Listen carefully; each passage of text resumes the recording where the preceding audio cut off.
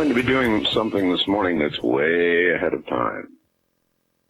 I'm going to be playing for the first time on commercial radio, really any radio, parts of the new Cusco album, Apurimac 3, that I've been waiting and waiting and waiting for, and it's here.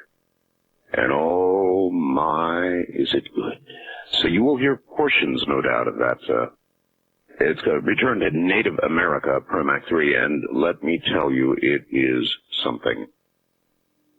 All right, the beginning of Jim Keith's book says this stuff is black, black, black. That's a quote not of the author, but of Admiral Stansfield Turner, former director of the CIA.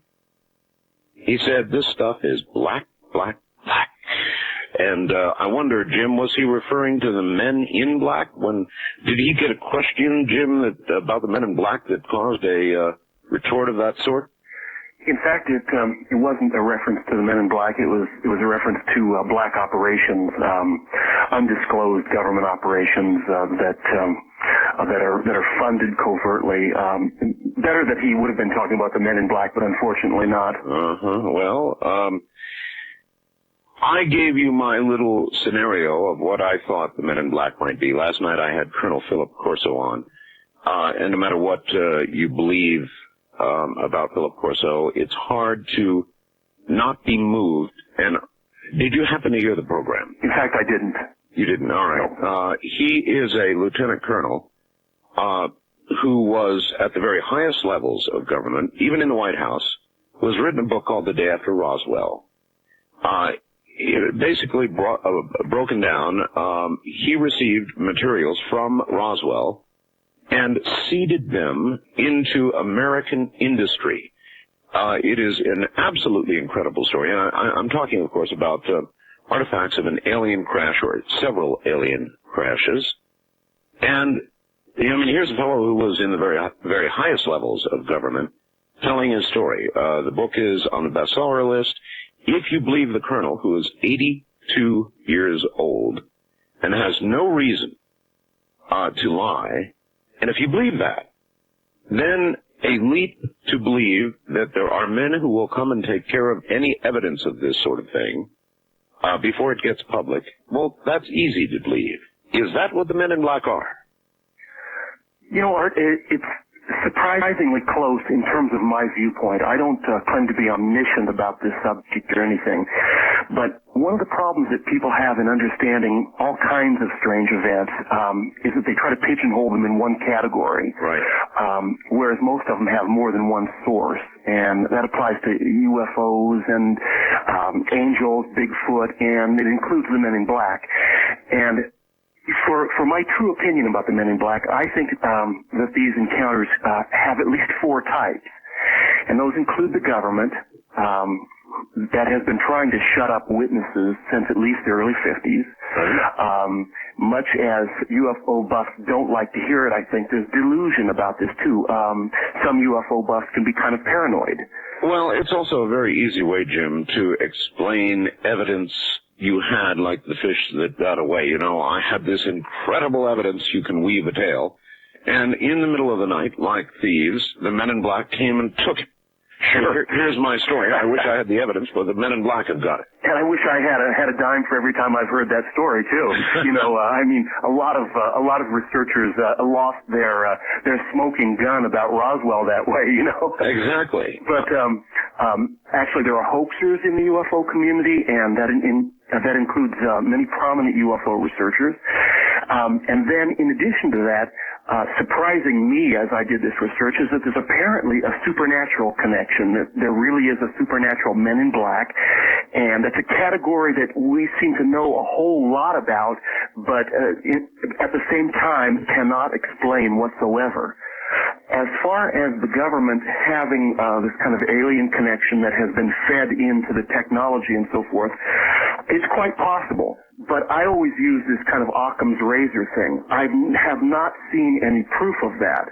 I do believe that there are all kinds of advanced government programs and that there have been government aircraft that conform to the shape of flying saucers, but I've never seen that single bit of data or that one that got away that proves that these advanced technologies come from aliens. Jim, what led you to even consider writing a book like this, which by its very title would, I would assume, to chronicle what history we know of the Men in Black? I mean, Casebook, after all. So what led you to be interested in this? Boy, that's quite a question. I got interested in UFO and the occult at the age of 7. That was in 1957, and I believed every word that these wild contactees like Adamski and Truman Bertram had to say about their flights to Venus and so forth. And I've continued to have an interest in the paranormal. Now, why I specifically dug into the Men in Black is really for the obvious reason. It's very interesting, and that's how I choose my next book at any given time, is what is piquing my own interest, so that my research is really more like play than it is like doing a day job. Now, there we connect. That's me, too. It's more like play than a job at all. So you just sort of became intrigued. Is the Men in Black a theory that rivals the black helicopter business going around now? I think it rivals it in popularity, and since this new movie comes out, which seems, I have not seen it, but it seems like a glorified Ghostbusters, I think that the Men in Black is going to overtake the black helicopters in terms of people tossing these references about and so forth. As far as any connection, it is rather minimal. I know of 1 or 2 cases of black helicopters that have been connected to Men in Black, but that's out of literally hundreds of these black helicopters. All right, so pretty much the Men in Black are a separate case. I would say so. All right, then let me start with what I probably should finish with, and that is, you've studied it, you're way ahead of almost all of us in this area. The Men in Black, is it real? Are they real? Are there really Men in Black? What have you concluded? Absolutely there are. But there are also fake Men in Black. It's very interesting. I think the same thing is true of really any paranormal phenomenon. There are real instances of this, and there are fake ones.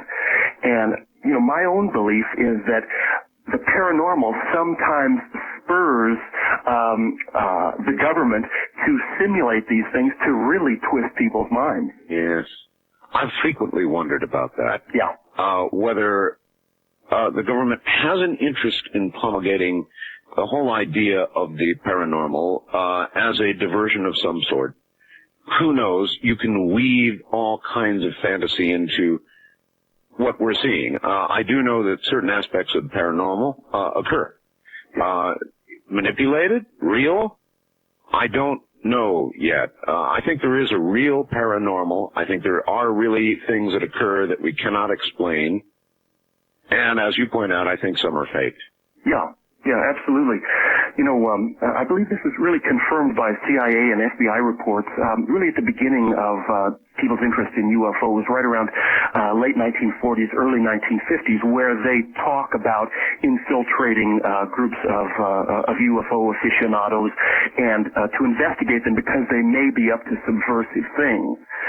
Now, really? Yeah. Now, going over literally hundreds of these Men in Black encounters, I've come to the conclusion that they involve copycatting, and that is that government men wear black suits, drive black cars, they simulate paranormality, and I think there's one reason for this. What? Well, I've always wondered about that. I mean, you're right. They do wear black suits. They do drive in black cars. How come? Well, let's say you have seen a UFO, or let's say that you research this material and are getting fairly close to an answer. Okay. A government man walks up to your door in a black suit with a black hat. Maybe he's got weird eyes. Maybe he's got long fingers, as many of these guys do. What it does is it scares the living daylights out of UFO observers. Well, you make a good point. I mean, if your local government guy drove up in an orange car with a striped tie and some sort of loud sport jacket, you probably wouldn't take him nearly so seriously as if he were dressed, as you point out, in black with a black hat and a big old black car. When you see something like that coming, you're going, oh, yeah. Uh-oh. Yeah, it all seems pretty horrible, especially if they threaten you or threaten your family, and you're not sure if they're from another planet or not. I think it's a very effective way to shut UFO witnesses up. Well, let me tell you, Jim, I've had visits from government agents, various alphabet-type organizations connected to the work that I do here, and they are, even though they seem easygoing and very nice guys, there is no question about it, Jim. I'm just talking about normal government agents here. In black suits, you know they're carrying, they've got a sort of a serious, we're here and you don't want to mess with us kind of attitude about them. And even though they're very nice, and very calm, there's no question about the fact that there is an aura of intimidation that you could cut with a knife. You don't want to mess with these guys, even if they don't have these eyes that bug out of their head or a weird kaleidoscope unit that they train on your eyes. You know, I mean, yeah, you're saying they're intimidating enough. I'm saying just regular government agency. Even without some of the dramatizations that the men in black sometimes do, these guys are bad enough to fool with. That's exactly right. So, I mean, encountering what you seem to be. Let's get down to it. I mean, Casebook. There are some cases that you obviously believe are the best stories or the best evidence or might be genuine. What would they be? Well, I don't know. There are many good cases. One of the most interesting one that always kind of sticks in my craw happened to a Dr. Hopkins in Maine in 1976. And he had been hypnotically regressing an alleged UFO abductee. And he was met or contacted by a man in black who was bald, had dead white skin, and no lips. The lips were simulated with lipstick. Oh. This man in black discussed the UFO abduction case that the doctor was digging into in a monotone. He sounded like a robot. And then he apparently used ESP. He said, doctor, you have a dime and a penny in your pocket. The doctor reached in, and that's what he did have in his pocket. The man in the black told him to hold the penny in his open hand, and as the doctor looked at the penny, it turned silver, then blue, and then it slowly dematerialized. There was no chance for sleight of hand or legerdemain. The doctor was holding this and looking close while it slowly dematerialized. Wow. Now, this man in black asked Dr. Hopkins if he knew of another famous UFO abductee, actually Barney Hill. Oh, yes. He had recently died from a heart attack, and Hopkins responded that he did. And the man in black told him that it was no heart attack that had taken Barney Hill, but the same thing had happened to Barney Hill's heart that had happened to that penny in the doctor's hand. And wow. Yeah. As a matter of fact, we are at a break point. Jim, when we come back, I want you to tell that one more time. Oh, really? I like penny stories. All right. So we're going to go through that one more time. The story of Dr. Hopkins. Do you recall yesterday when Colonel Corso said the alien bodies rapidly decomposed? Ed Dames said disappeared. And did you just hear what Jim said? We'll be right back. Men in Black tonight. Going back now to my guest, Jim Keith.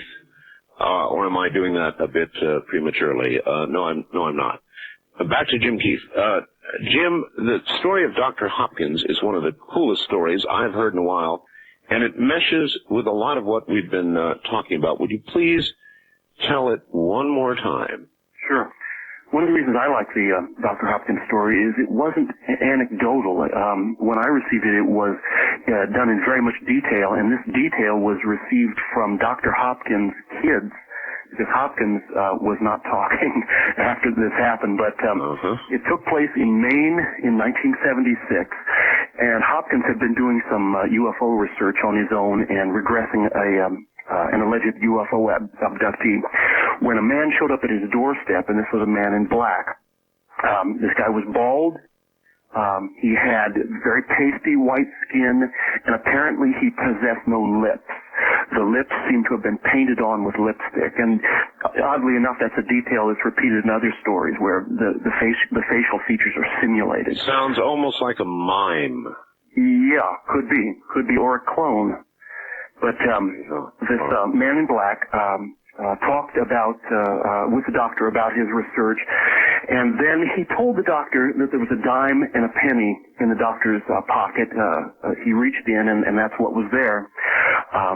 The man in black instructed the doctor to take the penny in his open hand, and as the doctor looked at the penny with no sleight of hand, this all took place quite slowly. It turned silver, then blue, and then it dematerialized. And the way that the doctor expressed that this had taken place was that he felt the absence of the weight of the penny on his hand. This man in black asked Hopkins if he had ever heard of a well-known UFO abductee, Barney Hill, who had recently died from a heart attack. And Hopkins said that he had heard of Barney Hill. And the man in black informed Dr. Hopkins that in fact this was no heart attack, but the same thing had happened to Barney Hill's heart as had happened to the penny in Dr. Hopkins' hand. And that was the last that Hopkins was ever involved in UFO research. He burned all of his tapes, got rid of all of his books, and like I said, the only reason we know about this is because his kids were willing to talk about it. All right. It would be useful, and we may not know what exactly Dr. Hopkins was working on when this occurred. In fact, I have the name of the abductee who Hopkins was hypnotically regressing, but I just don't have it at my fingertips. I believe it's in the book. All right, so he was regressing somebody, and we can imagine that he was getting close to information that obviously they did not want out. Right, and that's a familiar theme, of course, with the Men in Black, is that people find out about the secret of the UFOs, or they see a particularly spectacular sighting, and then they are encouraged in no uncertain terms to keep their mouths shut about it. Well, you know, I can imagine that if somebody like that came to my door, assuming that I lived through the initial sighting of this thing, and it did that to me with a penny in my hand, I would be inclined to go along with Dr. Hopkins. Now, it's easy to sit out here and for the audience to say, wouldn't have stopped me. Baloney. If that occurred to you, you'd think 25 times when something occurred in your very own hand and you were told, well, that's what happened to somebody else's heart, and the obvious direct indication is this could be your heart. Sure, you know, us fearless UFO researchers and researchers into conspiracy, you don't really know how you would react when push came to shove, and there was a truly significant threat. Well, I think I know how I'd react. I'd cave big time, assuming I lived through the experience. That would say to you, stop now, or you're not going to live to do any sort of further investigation whatsoever. You're simply going to die. Yeah. That seems to be the message. All right, well, that was a fascinating case. What else have you for us? Well, you know, really any number of things, but one aspect that I would like to talk about is sort of UFOs created by government. And I think there are a lot of reasons to believe that the U.S. and maybe other governments have been, in fact, since the early 1950s, testing these kind of exotic aircraft that the Men in Black might want to shut people up about. And all right, here's a mystery for you, Jim. Sure. You've seen, I'm sure, coverage of the recent lights over Phoenix. Oh, yeah, sure. I had a newspaper person down in Arizona sent me a story of his, indicating that some flight or squadron of planes had been flying over Phoenix that night, and this explains everything. The problem is that nobody, the military, the flight controllers at the Phoenix Tower, saw anything on radar. And so it's a pretty good example. I mean, here you've got an area 2.5 million people, and a gigantic sighting above that city that lasted not for a split second, but for 106 minutes. Now, what does that tell us? Are they trying to, what are they trying to do? Are they trying to provoke us? You know, I don't claim to be an expert on that Arizona Triangle, but here's what I do know is, as you well know, Art, there have been literally thousands of sightings of this triangular craft worldwide. Yes. Going back to about 1990. Yes. There were about 2,000 sightings in Belgium. Now, in fact, one of the places where this triangular craft is most often seen is around secret testing bases in California, particularly down by Lancaster. I have seen one, Jim. Yeah, that's right. I've heard you speak of that. And actually, a military official in Northern California admitted that the triangle is a government craft. He called it a transport. Also, according to Aviation Week in 1991, they said that diamond-shaped and triangular configurations are the trend now. Now, like I said, I'm no expert on this, but this would lead me to believe that there is a technology that we don't know about that includes this very slow-moving, huge craft, and that it's not alien. Perhaps not. But, Jim, it's a big story either way. What flew over me, no. Sure. It didn't fly over me, Jim. It floated over me. What came over me was defying gravity, doing about 30 miles an hour, 150 feet from one point of the triangle to the other, very low, about 150 feet above me, classic stuff. Close encounters of the third kind. Stars blank out, moon blanks out. This thing passes directly over our head. Yeah. And so that's technology that I don't know that we have right now.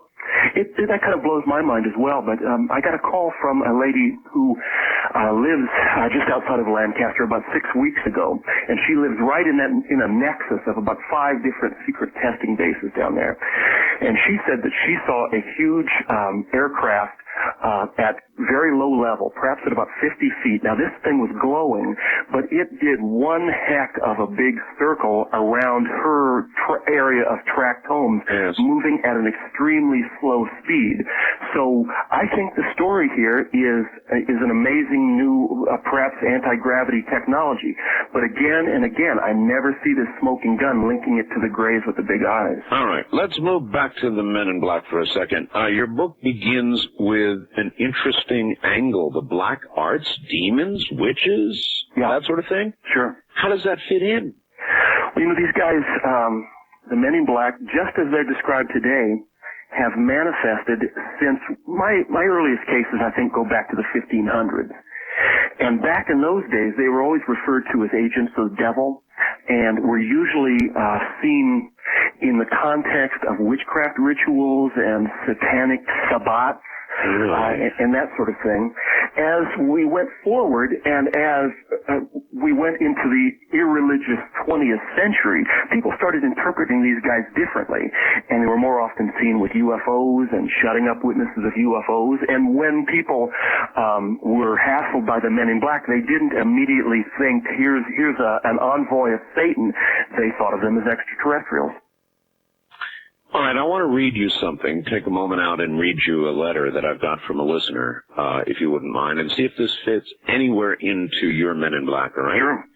Art, I want to tell you a true story of the Men in Black.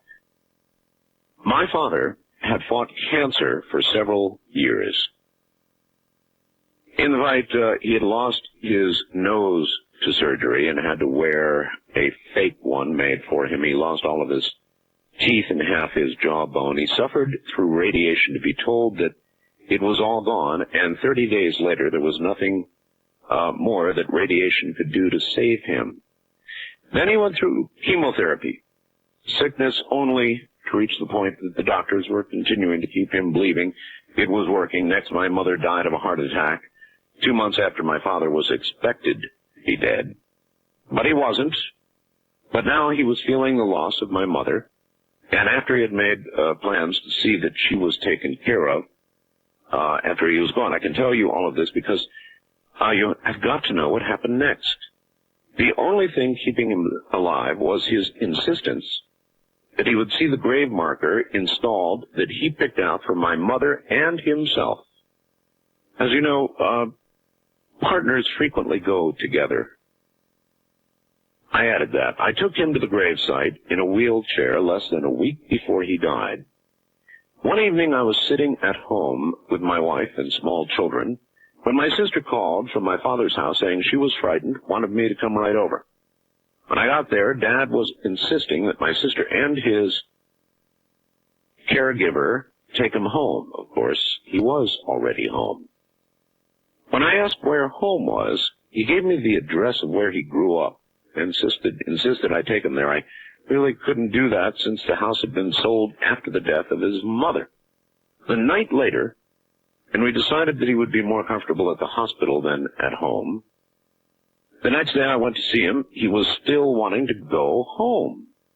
The next evening, my sister and I were with him. He began to talk to us and tell us he was sorry that he had been so much trouble, and he realized how out of it he had been recently. I told him it was all right.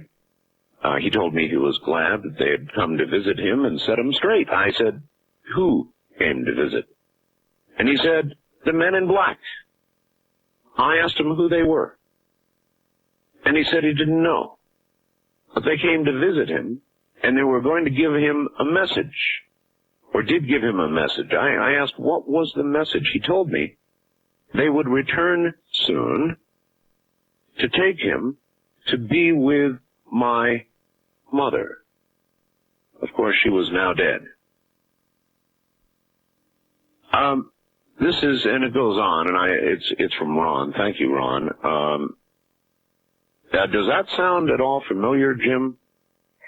Yeah, there we're talking really an event that is more usually framed in olden days, with the witchcraft connection, or these guys are often seen in, for instance, in a religious area like Ireland, where they're observed at graveside and so forth. So that fits in perfectly, actually.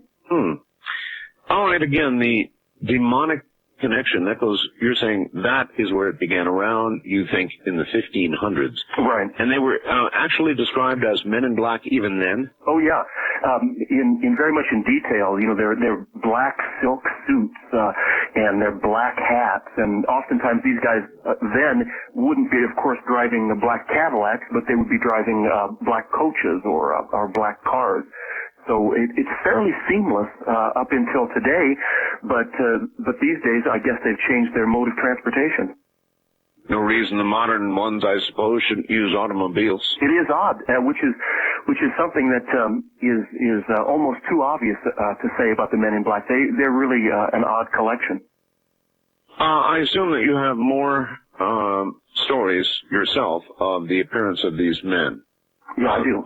Enough that you have become convinced yourself there is something to it. Indeed, and that was really the way it took place. Was I started out initially extremely skeptical about this whole subject, but after reviewing dozens or perhaps at least 100 cases on the Men in Black, I found that I could explain a great deal of it. I could explain a lot of it as government. I could explain a good deal of it as hoaxers. I could say the detail on this sounds like this UFO buff was imagining all this, but still there was this residue of paranormality. And frankly, I'm not really known as a researcher into the paranormal. I mean, my book, like Black Helicopters Over America, is extremely down to earth and deals with government conspiracy. But with the Men in Black, they kind of, they maybe sit up and take notice about this paranormal aspect. Well, I will ask you also about Black Helicopters. Sure. You know, it's been a favorite for a long time. Sure. But the Men in Black, maybe you can break it down for me. What percentage of the Men in Black case histories would you say lean toward the paranormal? I would say a lot of them have paranormal trappings, but the ones that I find unexplainable really probably don't amount to more than 5%. The greatest source, I think, really would be delusion. people see somebody dressed all in black, which is rather common, and they're feeling rather spooked anyway that day, and they interpret it as a man in black. After that, I would say the government has an involvement, and although it sounds a little bit crazy, reading case after case like this, you finally draw the conclusion that, yeah, the government, in order to more thoroughly shut up witnesses, is counterfeiting this men in black thing. But as far as things that really look paranormal and things that really can't be explained, they are the exception. Well, again, I've had government guys visit, and they are intimidating all by themselves. But what you have described, how many of them, for example, in the case of Dr. Hopkins, appear to come without human faces? We're talking about descriptions here. Are there many like that? I've probably got at least 25 cases like that. 25 cases? Yeah. When we get back, I want to ask you how you go about collecting Men in Black stories, interviewing people, that sort of thing. How you even begin to build a database for this sort of book. Fascinating. All right, Jim, hold on. We'll be right back. My guest is Jim Keith, and he wrote Casebook on the Men in Black. It is creepy. And Jim, I'm going to steal one more minute. We've got, this is radio. We've got a lot of time. Okay. And I'm going to ask you about how you collected your stories, but I'm going to give you one that just burned through my fax machine. Okay. I think you'll find it interesting. Here we go. Art, I've got to tell you about a Men in Black experience that I had a year ago after an art show I presented called Stranger Than Outer Space. It was at the Vancouver Planetarium and presented 50 artists. The theme, in general, was space, but the topic seemed to lean toward UFO abduction. The show was received very well, and we had over 1,500 people come to our opening night. Lots of people seemed to be open to the whole UFO idea. Anyway, the visitations started happening shortly after I started sending out the press releases. Jody, my girlfriend, woke up frequently seeing tall, black figures in the room looking down on her. Other times it would be simple mysteries, such as coming home to an apartment that had obviously been tampered with. Things like windows being opened in the dead of winter when we were away, furniture moving about. I didn't believe it at first. I didn't want to think that someone was messing with my private life. We had the show. It went well. I was enjoying my time off from organizing and painting the following evening. Jody called me from across the room and told me to come have a look at this. So I looked out the window from my third floor and looked down into the alley. There, I saw two tall men, both in black, both wearing black baseball caps covering their faces. They were just standing there, staring up at us.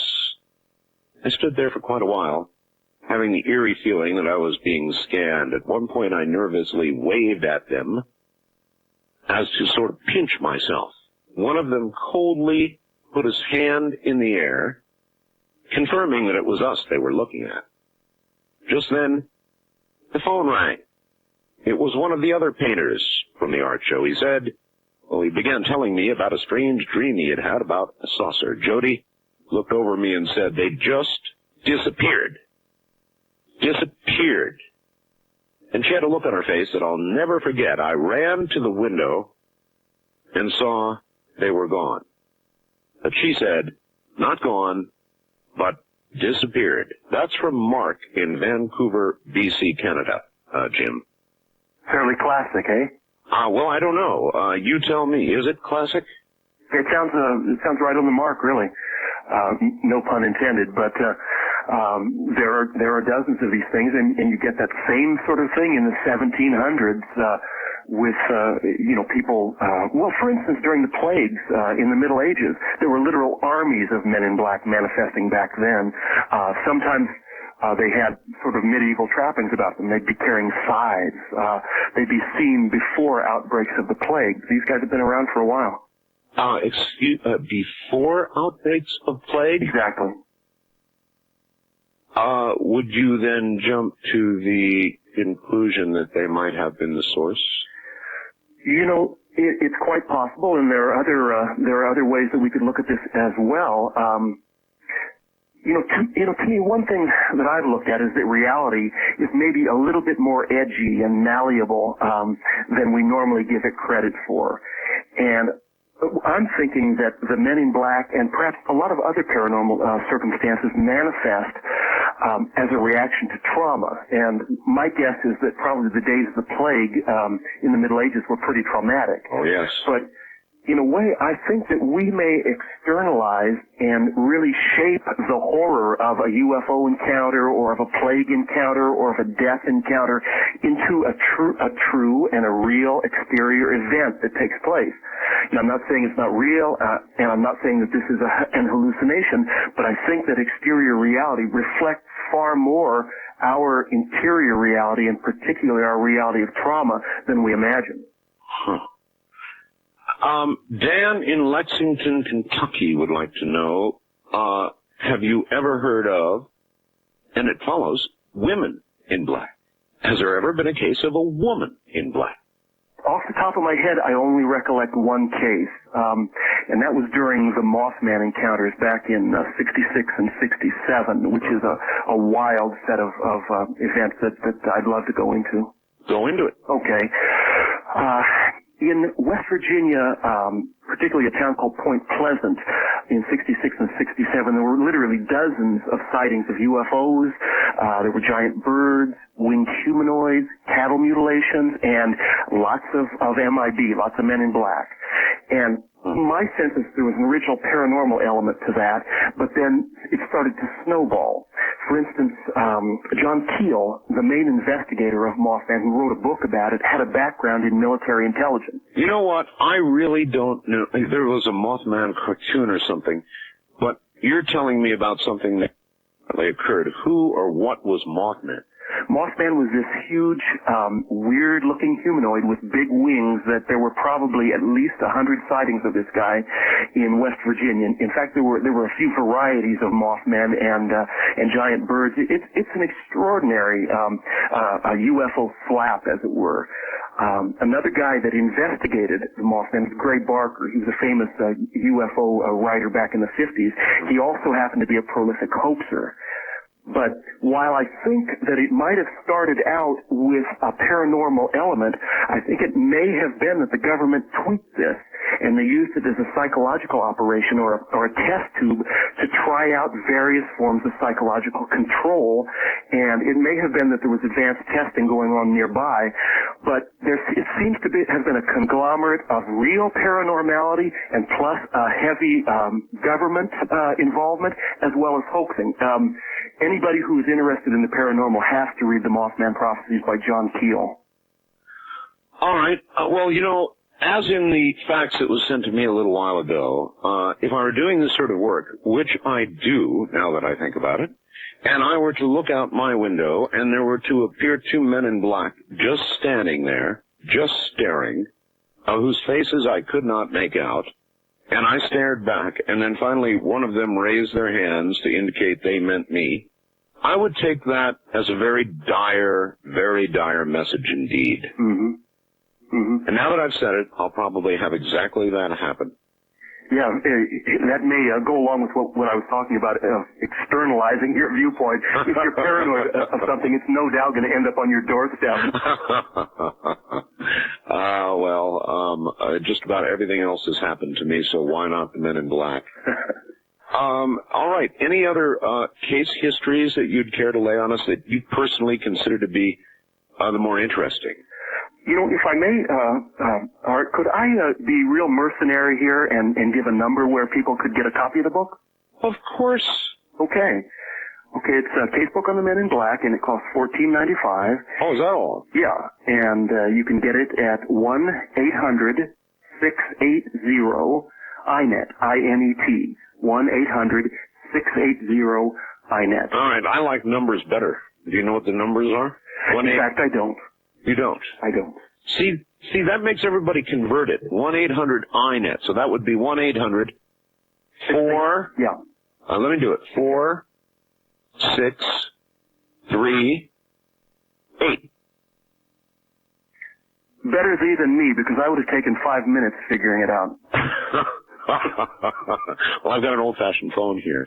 You see, that's the problem. You know, a lot of the new phones don't put that on there for you. I mean, they've just got numbers, so you've got to remember to give it both ways. I have learned. So okay, $14 and how much? $14.95. All right, it's a pretty good-sized book too, isn't it? It's over 216 pages, so it's a good-sized book. Anyway, be my guest. What else can you tell us about the Men in Black? Well, there are many, many interesting encounters. One that I find quite fascinating is that apparently Adolf Hitler encountered a man in black. Oh? According to a Governor Rauschning of Danzig, Germany, who knew Hitler early in his career, Hitler would wake up the night screaming that he had seen these people dressed in black and that they were the new men and that they were intrepid and cruel and that they horrified him, but that this was the future. And as to whether that's a real Man in Black story, whether it was a real paranormal encounter or just a case of Hitler having the DTs, I really don't know, but I found it interesting. All right, well, that's Germany, harder to trace. What about here? What about President Kennedy's assassination?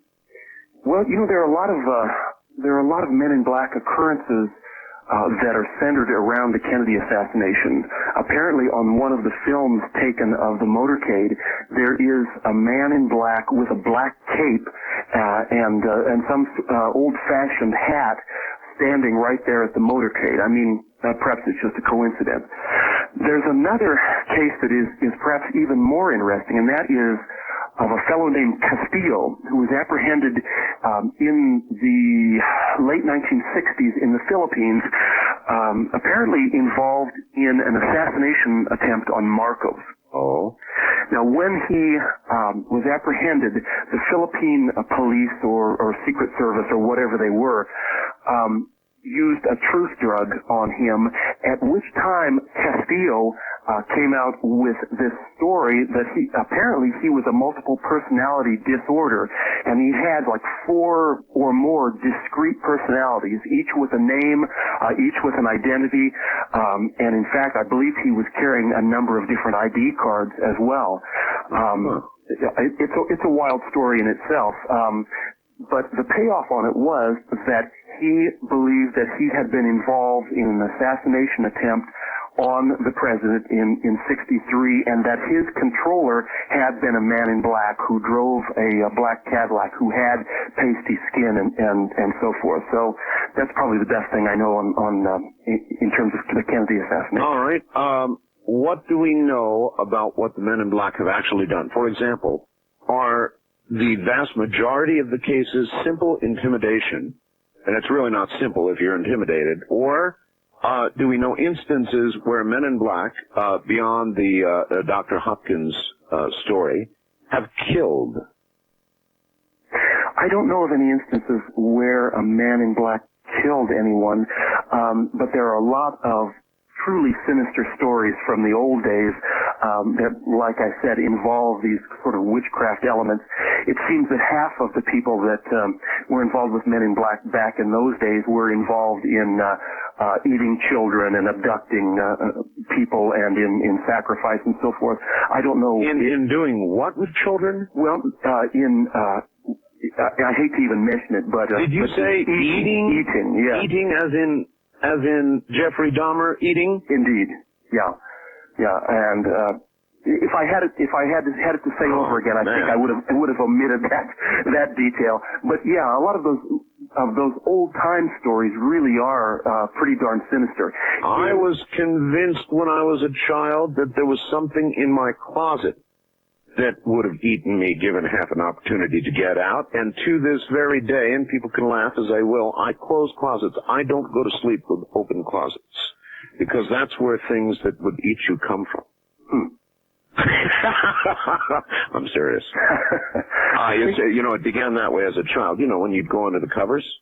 I think childhood offers sometimes a pretty clear doorway into the archetypes of our existence, into the nitty gritty. I remember as a child, I felt like I was being sucked up into the air and out of the house. And at the time, I had no way of really framing it or understanding it. Looking back on it, I think there might have been something interesting going on there. Well, I am convinced, Jim, that children, in their innocence, before they have been, in effect, mind conditioned not to believe in the unbelievable, do it because it's real. I mean, it really is there, so they see and hear and imagine things that later on they are trained not to believe in.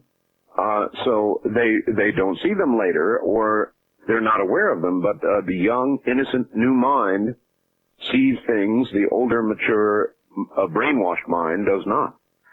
Right, and that cuts back into my thesis about that we manifest our own reality in the sense that kids often have a number of imaginary playmates. I mean, Yep. this is very, very common, and it may be that this isn't delusion, but as we grow older, as we solidify, Yep. we exclude these other beings, and it's simply us from then on out. It may be that we are simply changing in terms of our approach and cutting out a lot of the messages and a lot of the beings that are truly around us. You've got it. All right, Jim. Good cutoff point. Stay right there. Men in Black. There's more to come.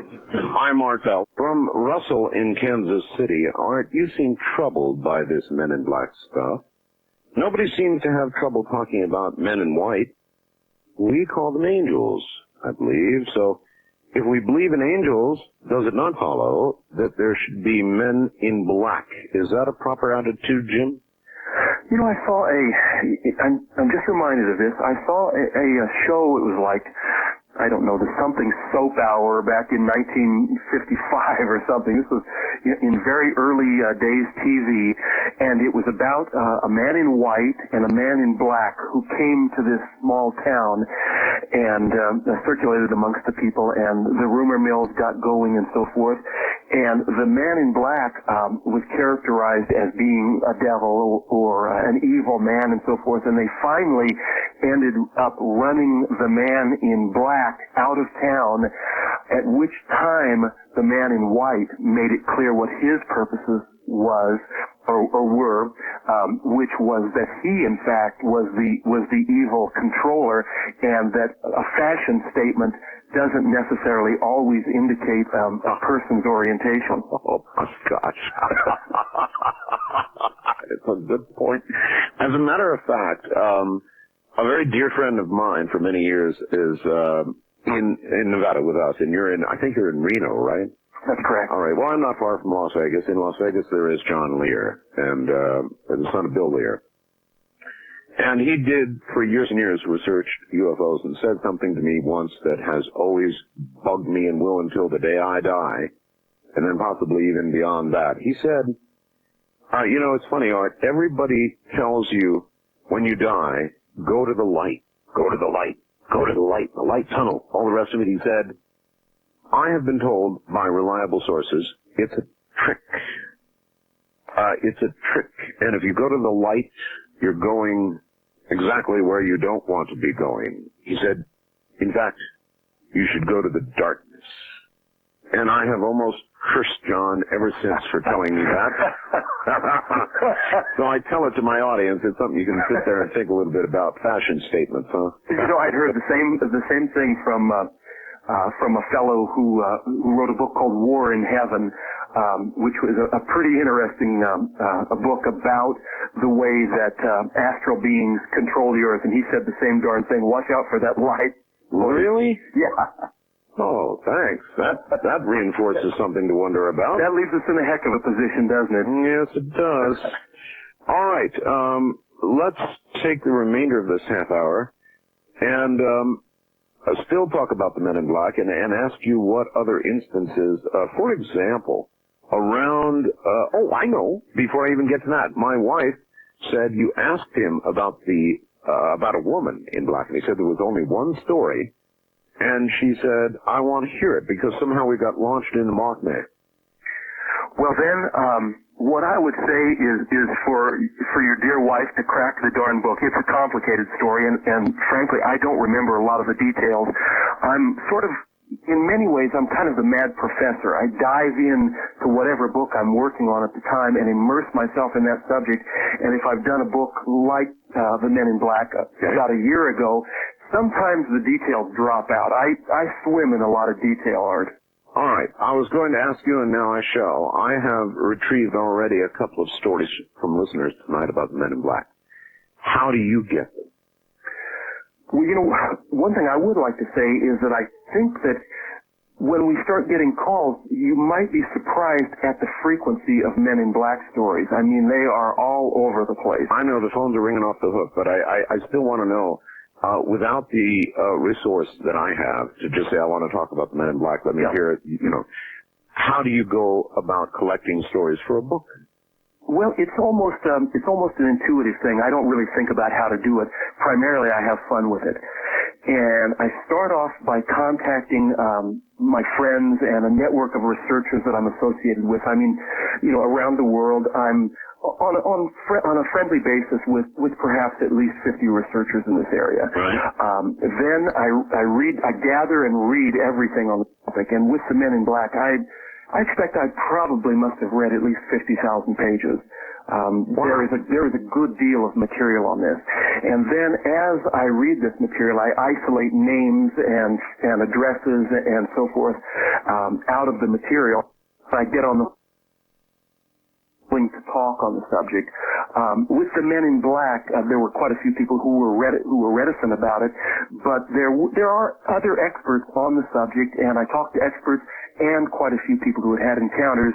But of course, with any book, and I expect you probably felt this way about The Quickening, is as soon as the book is done, then comes the avalanche of great stories. That's of course correct. Yes. Mm-hmm. All right. Any other favorites? You have a chapter here called On a Bender. What is it? What is that all about? What that was is an early UFO buff who edited a magazine about UFOs and ran a UFO organization. Right. He claimed that he was contacted by 3 men in black who told him the ultimate secret about UFOs, what they were really about, and then took him, initially he said that they were government, and they told him to shut up about it. As time went on, and as the dollar signs kind of arose in his back brain, the story got more convoluted, and he went to the planet Casebook, where everybody was naked, and it was quite a joyride he had in the UFO.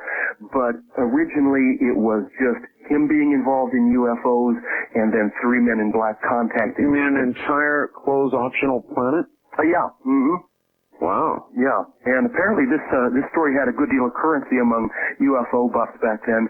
But, you know, the Men in Black were really quite apparent right at the beginning of UFO research, around 47 through the early 50s.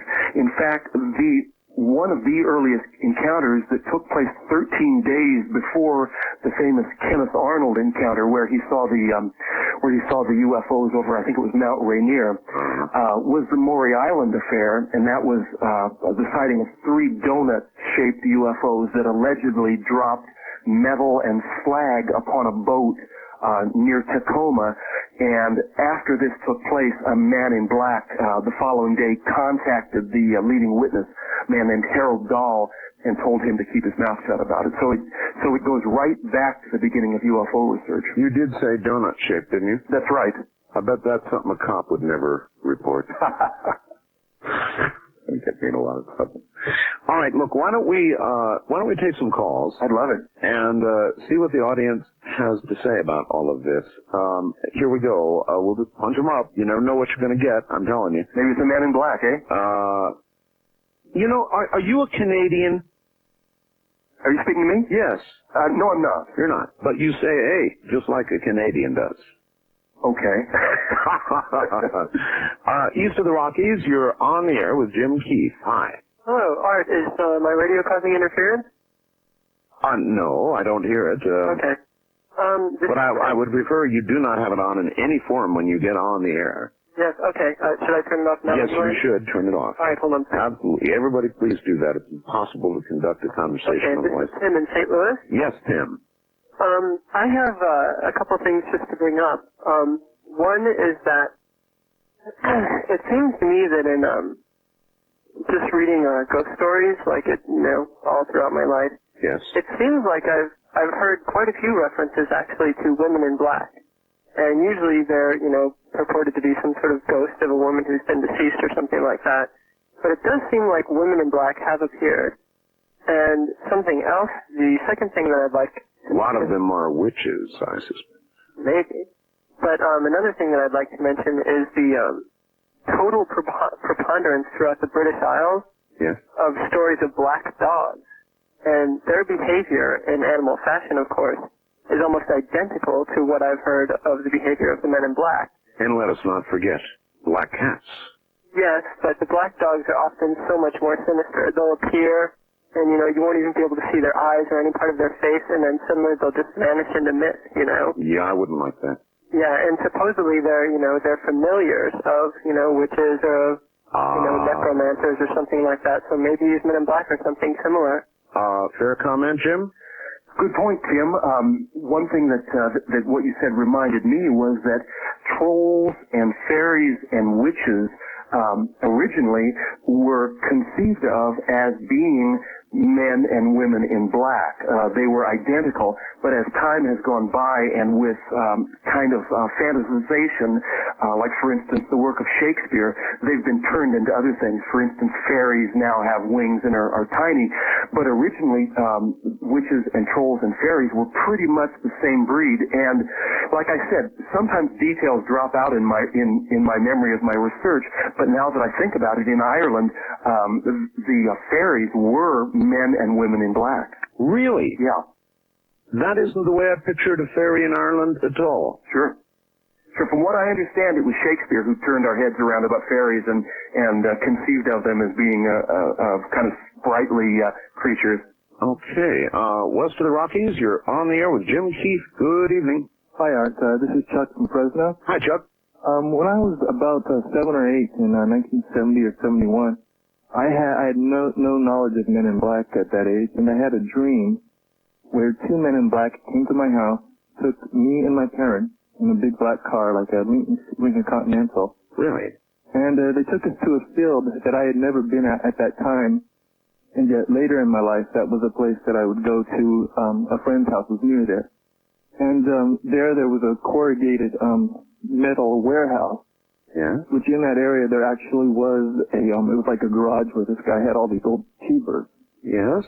And in there it was very dark, very gothic looking, and there was a suit of armor in there. And then my father was taken to a chopping block, and an executioner was about to cut his head off with a really big axe. What? And that's all I remember. And, my father's fine, and it was a dream. It was a dream. Yeah, but I had when I was younger than that, I was supposed in 68, I had a sighting that I can only say it was a dream, yet I think it was real. And I have to wonder if that's connected. And then in about 88, I had a UFO sighting that I know was real because I had somebody see it, but it was a light in the sky, so you can't see anything. All like right, that. well, then let's translate this to a question for Jim that kind of goes down that alley. Jim, are a lot of the men in black sightings, how many of them are ambiguous in the sense that the person, after it's over, is not quite sure whether it was a dream or really happened? As surprising as it might be, a minimal number. Most of the men in black sightings that I have run across tend to be the ones that people want to talk about or get into print, or are very significant. And usually the kind of waking dream or the ambiguous ones don't really get communicated that much. So in fact, the number that have to do with dreaming in what I have dug up is minimal. Pretty small. All right. First time caller line. Whoops, you would have been. East of the Rockies, you're on the air with Jim Keith. Good morning. Good morning, Art. This is John from Long Island, New York again. Hi, John. I have a question for your guest. Where do these men in black come from? Well, that's a good question, and I suppose if we had the answer, it would not be a mysterious casebook. We'd simply be telling you where they come from.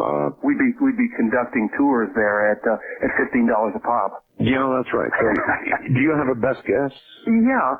In fact, I don't have the specific call letters of the military operation that is alleged to be a source of Men in Black encounters, but it is listed in the book, and that is one source. And then on the other hand, the paranormal, if you're looking for those guys' addresses, I think that they cross dimensions, you know, and probably are human, and it takes a lot for me to admit that. But I think their address may be pretty tenuous.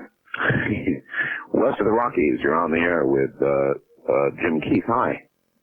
Yes, hello. Hello. Are you a screener? No, we don't have a screener, sir. I'm Art Bell. Turn your radio off, please.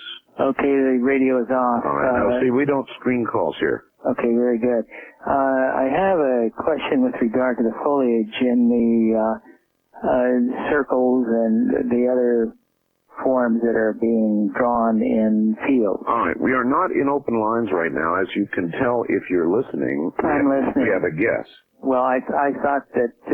No, it's not open line. Okay, very good. I take that as the answer. Thank you. Goodbye. Okay, take care. East of the Rockies, you're on the air with Jim Keith. Good evening. Hi. Hi. We're on the air now? I hope so. Oh, good. I've been listening to the Men in Black, and I had a question. A lot of the stories I hear about this, it's usually they're trying to discourage people from following up on these UFO experiences. Yes. How often have they followed through on their threats? I mean, is there any documented cases where people have been injured? And if so, what is the percentage to the number of people who haven't been injured? Very, very good question. How many documented cases, Jim, that you heard of where there was follow-through? You know, I've known of a couple of cases where people were beat up. Certainly cases where people were browbeaten and truly harassed verbally. As far as murder, I don't recall any cases. I don't think I list any in the book. I don't think I know of any cases like that. Of course, you might not. That's true. Because How would the old anyone know? saying goes, dead men tell no tales. How would anyone know? Yes. First time caller line, you're on the air with Jim Keith. Hello. Hi. So glad to talk to you. Let me tell you about something that I saw, and then you tell me. All right, where are you here? Oh, I'm in Montgomery, Alabama. Okay. About 1987, something like that, on a 60-minute program, maybe even 2020, they were conducting an interview with a man who, the story was about him having cancer. Yeah. Because he worked at a government plant or contracted plant somewhere in the mid-north, and I don't remember where. Right. And he was complaining that he had not been told that anything he was working with could create, a safety hazard. Right. And he mentioned something along the lines of EMI or energy transmission device, something like that. While he's talking, there's a picture in a picture, top left-hand corner. It's on for 1 or 2 seconds. It's a photograph taken from a telephoto lens showing it's a boomerang shape. It is not as wide as a boomerang, okay, but it's a boomerang shape, a little narrower. Yeah. And it's luminescent. Yes. There's 2 helicopters carrying it. It's one on each side of it. And I don't know how wide a helicopter, span is or anything. There's 2 helicopters carrying it, and it's a still photo. It was up there for 2 seconds.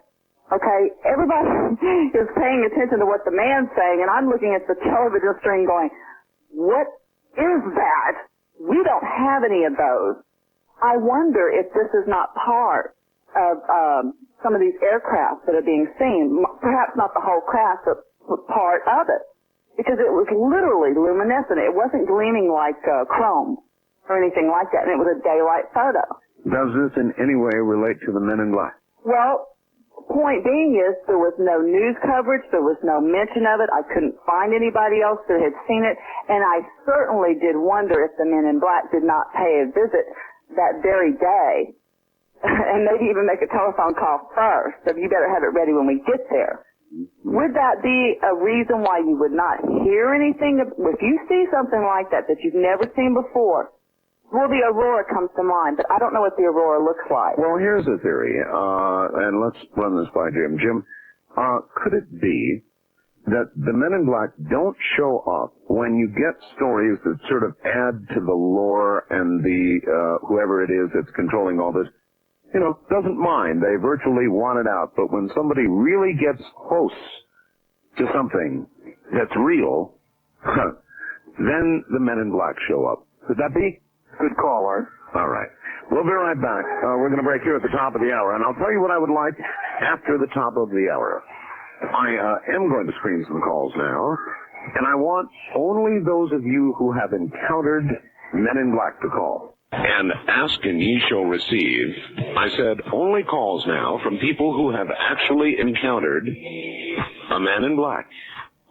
And lo and behold, the phone lines are full now of nothing but. And normally I would go to commercial now and get those out of the way. But instead, I've got a caller on a cell phone way out there someplace or another. So, Jim, I'm going to quickly bring him online. And, caller, you're on the air. Where are you calling from? Morning, Art. This is Greg in Anchorage. How you doing? Fine, Greg. What's going on? Well, a number of years ago, I was a nurse at the University of Utah down in Salt Lake City. I worked on the med-surgical floor up there. And one weekend, I happened to be taking care of a patient. Are you familiar with Dugway Proving Ground? I am. Indeed. I was taking care of a patient. I imagine he must have been Army. He had short cropped hair. He had broken his leg while out at Dugway working with something that he didn't want to talk about. Okay. And, me, I'm kind of nosy. I would try to get it out of him, never did. Sure. So, anyways, that day, he knew he was going to be transferred. That day, two guys show up. Now, they weren't wearing sunglasses, but they were wearing suits. And they were rather intimidating-looking individuals. But they came to pick him up. Now, you would have figured Dugway, Army, they would have been Army corpsmen or something like that. Mm-hmm. But these guys show up. They're in suits, civilian clothing. They wouldn't say where they were taking him. As a matter of fact, at hospitals, when you transfer a patient, this is what I thought was really peculiar. You normally will give copies of records for it to go along with the patient. Medical records, yes. Right. They refused to allow the originals to remain at the facility. As a matter of fact, they would not leave the nursing floor with the patient. They kept them on a gurney until they talked with my nurse manager, and they pulled her off to the side. Next thing you know, she handed him the records, and he was gone and was just disappeared, So, gone. Nobody knew where he was going. With the records, we had no records of him ever being there. All right, so medical men in black. Yeah, so there's a good example of your basic governmentally connected men in black. That's one of the major categories. If you'd like, Art, I've got a pretty cool Dugway Proving Ground story. All right. Coming up after the commercial break, all right? Okay. Let me go ahead and do that. I wanted to let him tell that story because he was on cellular from Alaska. The story I wanted to tell is kind of tangential to the men in black in that it has to do with government cover-up, specifically at Dugway, and it also has to do with cattle mutilation. Oh? Yeah. Now, usually when we hear media representations of cattle mutilations, they're always connected to UFOs. Generally. But in fact, in terms of my research, it seems that black helicopters are just as often observed during these incidents. That is true. Yeah. Now, I'm not saying there's not a paranormal element, but there are clues to another thing here, which is government involvement. It's been found that many mutilated cattle have nicotine in their bloodstreams. Excuse me, nicotine? Nicotine. And what that is the most common ingredient that is used in tranquilizer guns. And also, many of these cattle have been marked with fluorescent paint, apparently for identification. Wait. Nicotine... I always thought nicotine increased heart rate, was kind of like a cup of coffee. Well, I'm told that nicotine is used in tranquilizer guns. I'll be darned. I'm not an expert on it. Okay. But they've been marked with fluorescent paint, but Also, it's been found that a lot of these cattle have been infected with Clostridium bacteria. Have you heard that, Art? No, what is that? Okay. Clostridium is a biowarfare agent that the CIA has admitted to stockpiling. Oh, great. Yeah. And the most, along with this, the most horrific thing that I know about the mutilations came from workers at Dugway. And that is that they stated that cattle have been used in the testing of a specifically anti-ethnic warfare agent due to a similarity in the membrane of the cow's eye. And that comes from real guys at Dugway. Anti-ethnic? Anti-ethnic. Specifically an anti-Oriental biowarfare agent. You know, it's interesting you should say that because I've got a fax here that says, Art, you may have covered this already, but I've read that most men in black are of Asian origin. A lot of them are, or a lot of them look Asian. I don't necessarily think that they're Orientals because there are other factors involved here too. Many of them have very long fingers, elongated faces. Their temperatures are cold. But indeed, that Oriental or even Tahitian features is a very common element in Men in Black stories. Well, I suppose that anything that would describe a being or a person with slitted or slanted eyes might be described by most people in a generalized way as Oriental. It could be. Yeah, okay. First-time caller line, you're on the air with Jim Keith. Hi. Hi, Art. This is Gina from Sacramento. Hello, Gina. Hi, and thank you for your service. I love it. Anyway, I wanted to tell you a strange story. I was in the midst of starting up my own little contactee support group back in 1991. Your phone is breaking up on us a little, hon. Oh, I'm sorry. Are you going to be able to deal with that? I think so. Okay, I'm sorry. We just moved, and it's not the best right now. But I'll go ahead and make my phone call short. Okay. Okay.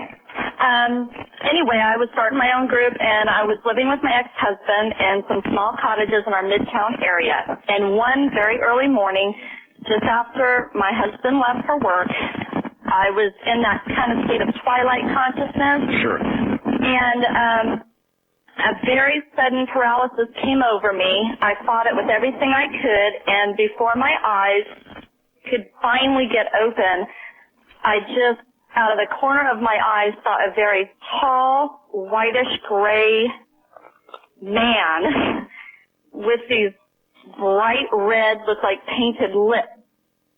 And the suit was jet black, and there was a very tall black top hat. It reminded me of a very tall cowboy hat. I don't recall any eyes, but sitting in my rocking chair is where he decided to seat himself, and with a sinister grin, his arm stretched out and pulled out like this strange clown face and said, "This is who I am." And I said, whoa, to myself, I'm going, wait a minute, get out of this bad dream you're in. I hear you. And I just had to composure myself, and I said, get out of my room. Get out of my room. You don't belong here, and I don't want you ever coming back. And before I knew it, the arm stretched back and snapped into its normal shape, and the face was gone. And the man just looked at me again in this strange face and said, you'll never know, and you'll never tell. And I said again, get out of my room, get out of my room. And it stood up before me. It went in a counterclockwise spin into my hardwood floor until it was gone. Oh, my God. I have no idea if this is a real MIB experience or if I was just having a very bizarre dream. Well, let us... I had never heard of MIBs before this happened. All right, let us ask the man who wrote the book, Casebook on the Men in Black. You know what? So now you know I'm speaking truth. But, you know, as an example of that, this is really an archetype that goes a ways back. In the Macumba religion, which is closely related to voodoo, the Men in Black are very, very close to a couple of presiding spirits, or they call them saints. And one is known as Omnilu, or Old Black, and he dresses in black, and he sides with evil in this battle for the earth. and he prefers to hang out in cemeteries. The other spirit in this ancient African religion is called Exu, and he also is associated with black magic and wears a black suit and a top hat, and he likes to hang out at crossroads, which in terms of ancient mythology and in terms of occultism, crossroads are well known as being sites that are very pregnant in terms of paranormal manifestation. Yes, that is correct. But that lady, what she saw, the way it disappeared, the paranormal? We know everything about men in black in their paranormal manifestation, and it gets us nowhere. I mean, they might as well be an unknown species that we only cross paths with occasionally, like, for instance, Bigfoot, or I believe the panda was believed to be mythological until the turn of this century. We know everything about them, and yet we can't begin to say what they are. And yet, what you remember the early description she said of the face, no lips, right? Lipstick painted on. Mm-hmm. Those stories that they wish to allow out, to allow a myth to grow that is not harmful to what's really going on, they allow out. Mm-hmm. However, when somebody stumbles into the real thing, then these guys show up. Yeah, and I'm thinking that this has never occurred to me, but I'm thinking that the UFO connected men in black are probably more frequently the government contact, whereas simple manifestations of these strange darklings who just scare the wits out of you may be more closely linked to the paranormal. East of the Rockies, you're on the air with Jim Keith. Good morning. Hello there. Yes, me. Turn your radio off, please, ma'am. It's not on. Okay, then whatever's in the background, please quiet it down. Could you be quiet for a minute? Just a minute. Thank you. Okay, this is Sue from Fort Everett, New York. All right. Hi, Art. I love your show. Thank you. I thought I had coined the phrase, the men in black. I've been saying this since 1970. I had worked in a growing electronics plant out in Boston. And the engineer that I was working with was given this device brought in from, should I tell you the name of the company? Sure. Bendix. I remember Bendix. Do you remember Bendix? Sure I do. Okay. Well, John, the head engineer, had worked on this device for like 6 months. I don't know what he was doing. But at the end, they had me work with him for the delicate work putting this thing together. Yes. And all of a sudden, it was done, it was tested, and these 3 men in black came. And they were solemn, and you should have seen, everyone was running when they come in, and they took everything that we had done, all our work, our blueprints, this mechanism, and they left. And so I asked John after, I said, John, who are these men in black? And they told us this device that we had worked on was for fuel getting over 50 miles or better of fuel consumption on cars. Ah, petroleum men in black. Yeah.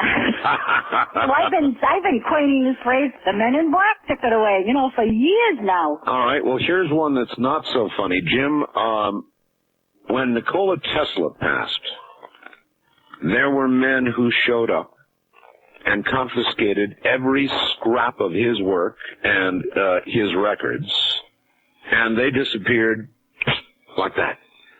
You aware of that story? I've heard it, yes. Uh-huh. Think that sounds like something that you would attribute to the men in black? It sounds pretty darn governmental, and just wearing I have a friend who spoke about wearing black suits and dressing in mirrored sunglasses. He was also bald, and he said that when he walked through the grocery store aisle, that people stepped out of the way. So there is something daunting just about that look. It sounds, like I said, I think there's both the governmental and the paranormal connection. Gotcha. All right. Back in a moment. This is very interesting, and I want you to hear it, Jim. This is from SciTech's Ed Dames, a well-known remote viewer.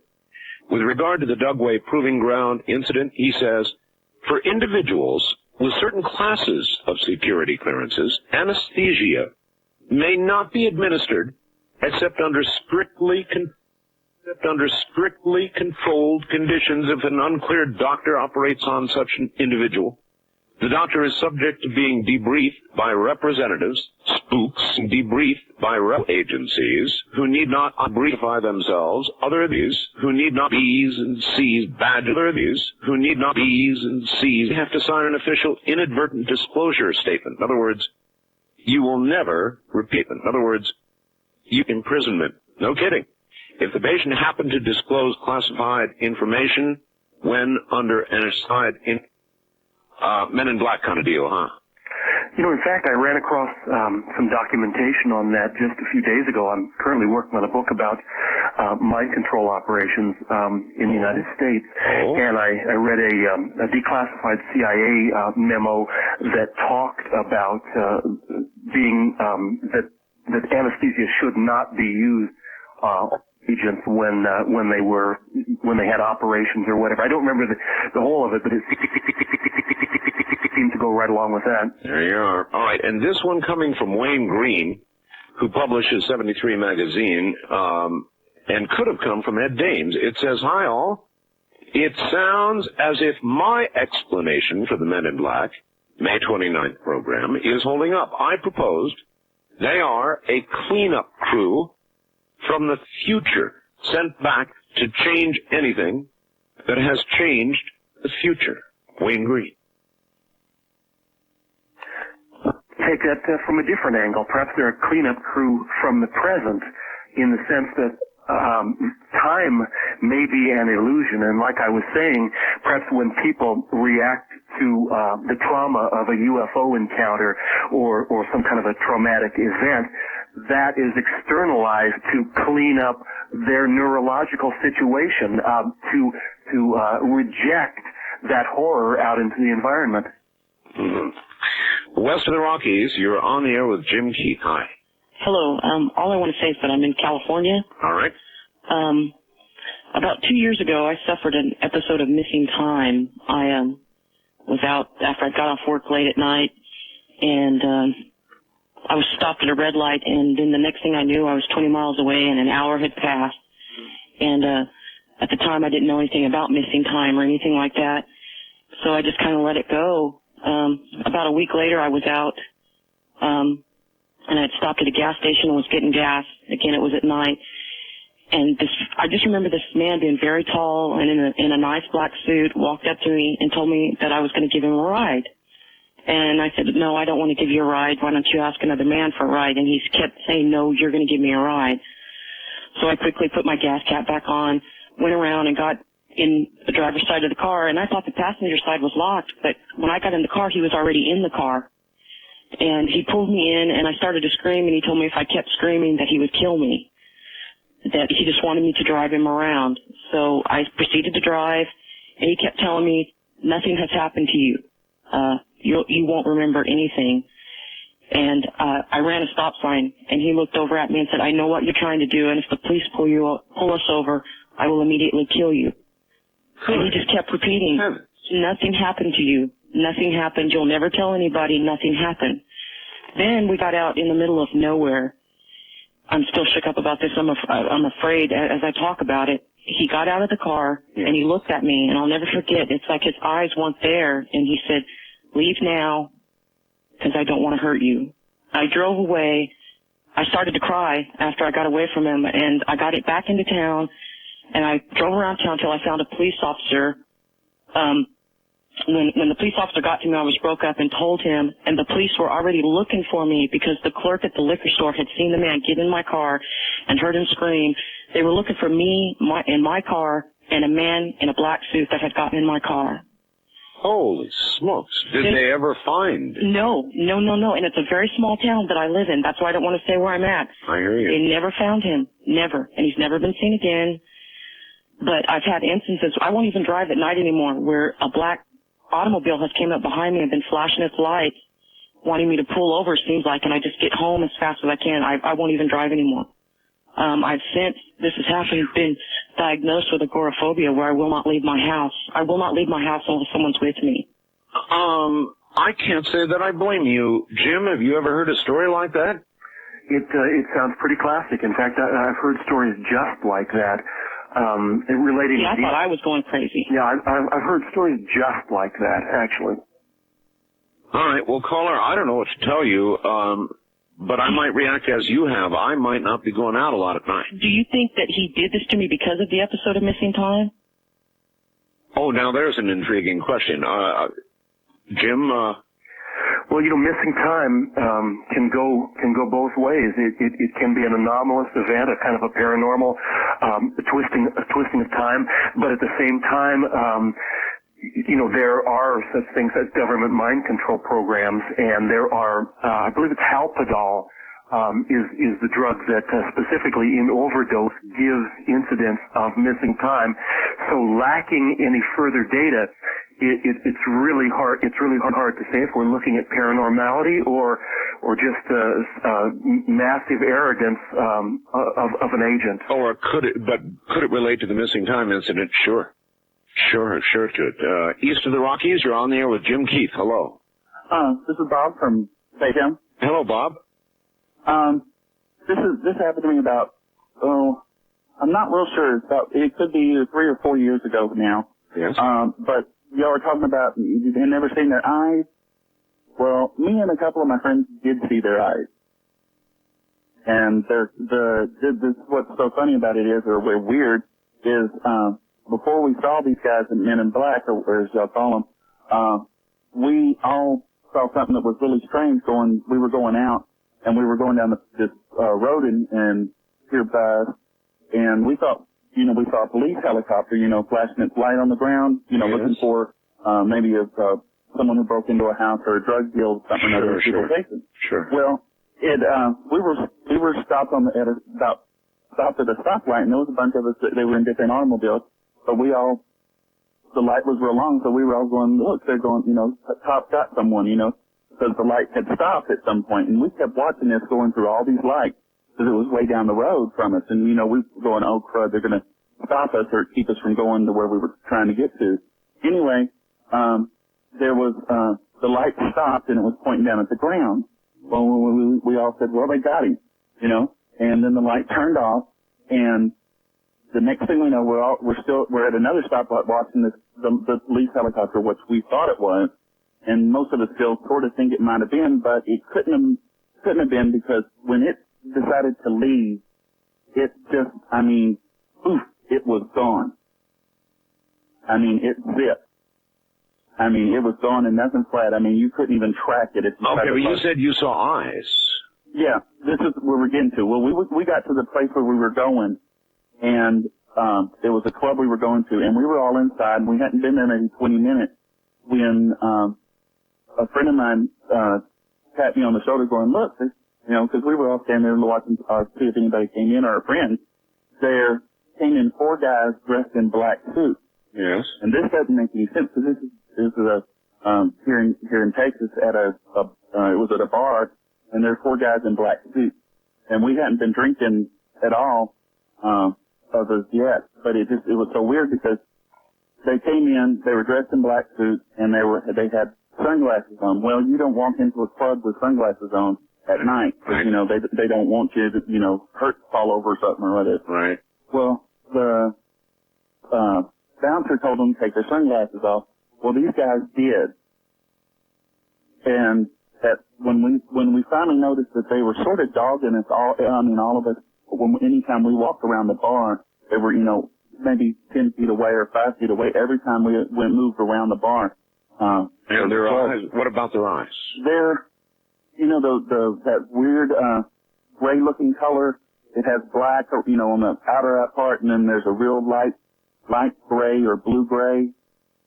Yeah. These are 4 guys.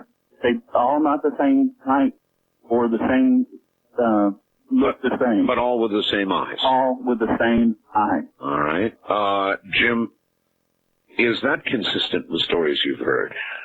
These guys are really charming, you have to admit, Art. But, the details on the Men in Black vary, and they vary in very strange ways. Sometimes the Men in Black almost switch into comedy. Sometimes it's horror, but again, you get these consistent details, and the weird eyes is one of those details. Oftentimes they have Oriental eyes. I know of cases, or a case where the person described talking to this man with kind of bug eyes, and as he talked, his eyes seemed to extend 2 inches out of the socket. Yeah, there are. The weird eyes is a continuing detail. I would not like that. Why do you think, Jim, that a subject that you have written seriously about, and that I am now amazed with, I said people who have actually seen a man in black call, and we're flooded with calls, serious calls, people who are not laughing, and they have produced a motion picture now that is a comedy called Men in Black. Why do you think they would choose this time, that subject, to do a comedy? I don't really want to slip over into paranoia and say it's a big cover-up, and so my tendency is to say that, well, it was taken from a comic book. In fact, this Men in Black movie started out as a comic book, and I think they were just playing quite loose with the idea of Men in Black, and perhaps really didn't know anything about the Men in Black. Now, if they had made, let's say, a case for government mind control operations, or a case for a government cover-up, perhaps it would have been a little bit harder to obtain the financing. But as to whether anything sinister shaped the film to begin with, probably not. Okay. First-time caller line, you're on the air with Jim Keith. Good morning. Good morning, Art. Good morning, Jim. Where are you, ma'am? My name's Roxanne, and I'm in Napa County, and I actually faxed you this because I wasn't sure I'd be able to get on tonight. All right. But I'd rather I've got your fax in my hand. Okay, I wasn't even sure that was the right number. No, you made it. It says, Art, this happened. Yes. All right, why don't you go ahead and tell the story, because I was prepared to read it on the air, but I'd rather hear it from you. Okay, let me tell you, too, that my heart's beating fast whenever I repeat this story.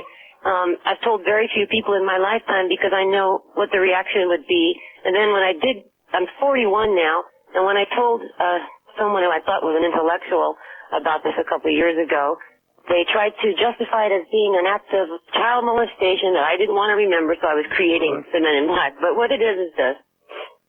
I was about 6. My sister was almost 9 years old, and we were playing in the backyard. We lived in this big Dutch colonial house, 2-story in San Francisco. And my mother was from England. She had an English accent. My sister and I were in the backyard playing, and I had a favorite tree that I would climb, and had a smooth spot from me sitting in it so much. And I would climb up there, and just with my thoughts, and sometimes just talk out loud to the tree. I even named the tree. So I was up there, and my sister was picking flowers. She was more of a lady. I was more of a tomboy. And then I sort of lost track of what she was doing, because I was swinging on the tree. It was pretty high, well, for a kid.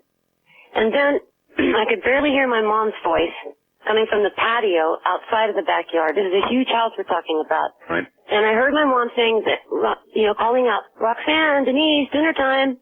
And so I sort of started running for the back door, and I said, I'll get Denise. And I ran back to tell Denise that it was dinner time, and she wasn't in the backyard anymore. And so I thought, well, maybe she wants to do something naughty. We're not supposed to go over that fence because there's an empty lot behind it, and it was kitty corner. I guess that's what you would call it, because the house next door was really over our backyard fence, so the next house over was an empty lot. I mean, the next space over was an empty lot full of grass. When I jumped up on the fence, I was standing on a 2x4 and stretching with all my might to see over it to see if she'd gone over there. Yes. Because we were afraid of snakes and such. My sister was laying down, and 2 men were there, and one was bent all the way down on his knees, and my sister's head was just limp in his lap. My sister was laying down, and she was not conscious. She was not awake. And the other man was bent down over her with a syringe. And when I have told the story, I leave out the syringe because I think people are going to think I'm nuts if I go that far. No, give it to us straight. Okay. The man had a syringe, and he held it to my sister's arm, and I was literally shocked into silence at first because I could not believe what I was seeing because of the way they were dressed. They were dressed in black pants. These men weren't wearing black jackets. They were wearing black capes which I've also changed into my story, and I say jacket. They were capes. They had Zorro-type hats, which I later learned because when I got older, I saw Zorro. Now, when he was about to give my sister the injection, I screamed her name as loud as I could. And then I thought I should go get my mother, because they wouldn't leave her alone, and I was screaming. I'm going, leave my sister alone, and then I started crying. And then I slipped off the fence, and I got a million slivers in my palm, which, I didn't even feel at the time, and started running for my mother, but I fell down in the flower bed, a brick flower bed that we had. And then my instincts told me to save my sister, because my instincts told me I didn't have time to get my mother. Right. So I jumped up on that fence, and I'd never been able to get that high before. And then the men were gone. My sister was waking up, and I asked her, Denise, what were they doing to you and why? And who were they? And I'm freaking out. And I'm, just a 6-year-old kid. And she said, what are you talking about? And she said, what's the matter with you? You look scared to death. You're all white. And I told her what had happened to her. And she said, oh, brother. And she started climbing over the fence, and she started coming with me. And she was groggy, very tired, as if she'd just woken up. And then I went in the house. I didn't tell my mother, because she would have been scared to death, but I did tell my father. My father believed me. My father always believed all of us. There were 7 kids in my family. And I want to know something. I know damn well this was not something I created in my head as a cover-up for seeing my sister molested. Because I know what molestation is. Yes. So what was going on? I never forget this. I can still see it to this day. I can see the color of the grass. It's obvious from the way you tell it. There's no doubt about that. Jim, is that one you've never heard? What I was going to say is that her account is very credible to me because of the wealth of detail. When people are making up stories, they usually don't inject that kind of detail. But no, that is not one that I've heard. But there are some truly remarkable details, and that's the thing about the Men in Black, is the details are often varied. What I'm reminded of with her story is this is the kind of stuff that's really been going on forever. And for instance, back in the 1600s, I've got a quote here. It says, I'll tell you what, hold that quote for after the top of the hour. We can obviously keep on trucking here. Boy, I never had any idea we'd get so many stories like this. Holy mackerel. Sounds like to me you could write another book. Hang tight, Jim. We'll be back. You've got to see it. You wouldn't want to meet it, but you've got to see it. It's on my website now. It looks like creature of some kind. My website is www.artbell.com. Take a look. Let me know. Art, what if the Men in Black are the time travelers we never hear about? They would certainly have the technology to perform these feats that they're credited with, as well as what better way to know what events would have the greatest impact and would require some sort of intervention. Just think about it. The earliest reports are from the 1500s, and there is a consistency in their reported behavior. Now, the man who wrote the book on the Men in Black, the real book, the serious book, is Jim Keith, and he's my guest. Jim, how do people get your book? Well, the simplest way would be to make a phone call, and that is to order Casebook on the Men in Black. It costs $14.95. Call 1-800-680-INET, I-N-E-T. That is 1-800-680-4638. You're a fast study. Good. All right. Men in Black. Wild card line. You're on the air with Jim Keith. Good evening. Morning. Hello. Whatever. Where are you? My name is Steve. I'm calling from Portland. Yes, Steve. Yes, and my grandmother used to scare us. I grew up on a ranch in Colorado. Used to scare us with a story about the Men in Black that came when her grandfather died. And you'll have to excuse me, I'm a little bit nervous. That's quite all right. But her grandfather belonged to a benevolent order, not the Masons, but another, not very large, but still a significant benevolent order. I don't really want to mention that. But when he died, he always paid his dues, and my grandmother said they dressed him up like Dracula. He had a little sash around his neck, and he had this brooch. He worked in magnetics, and one of his hobbies was learning how to use hypnotism and magnetics to heal people. Yes. And when he died, after the ceremony, the graveside ceremony, they ushered the family away, and she said that the men in black came and after the ceremony, the graveside ceremony, they ushered the family away, and she said that the men in black came and they took the brooch from him, and they also he gave his papers to them before he died on what he was working about. Are you, you're saying brooch. Do you mean brooch? Brooch, yeah. Brooch, all right. Yeah, I'm sorry, my grandmother called it a brooch. That's quite all right. And, but she said that, it was, his grandfather had joked that if you stared into it, it would steal your soul. And in order to keep us in line, she would scare us and tell us that the men in black would come and snatch our souls if we didn't behave. And I was wondering if maybe is that something that sounds like it has a ring of truth in it, or was that just a story? Well, I don't know. I mean, it sounds like you have a soul, so you must have behaved yourself. Oh yes. Is that myth you've heard, Jim? You know, it relates to some things I've heard, which or speculated. I don't know if I heard them exactly, but one speculation is that the men in black do have connections to occultic or secret society, or as he said, a benevolent brotherhood. But there are connections to that. For instance, it's been suggested that at least some of the men in black are agents of the Vatican, and that they are trying to stop speculation and talk and so forth about supernatural occurrences that aren't of a Catholic sort. I tell you, Catholicism and the Vatican, these are very, very strange, secretive things. I interview Malachi Martin. If you've heard the show, I'm sure you've heard me interview Malachi. I'm familiar with Mr. Martin. You know, there is a secret society, a secret Catholic society called the Knights of the Apocalypse that was founded in the late 1600s, and its whole purpose is to combat the Antichrist. Now, they may see UFOs as being agents of the Antichrist. So, indeed, this is another thread, this kind of secret society thread. The Knights of the Apocalypse. Exactly. Wow. In my last interview with Father Martin, he's very well connected in the Vatican, as advised to popes.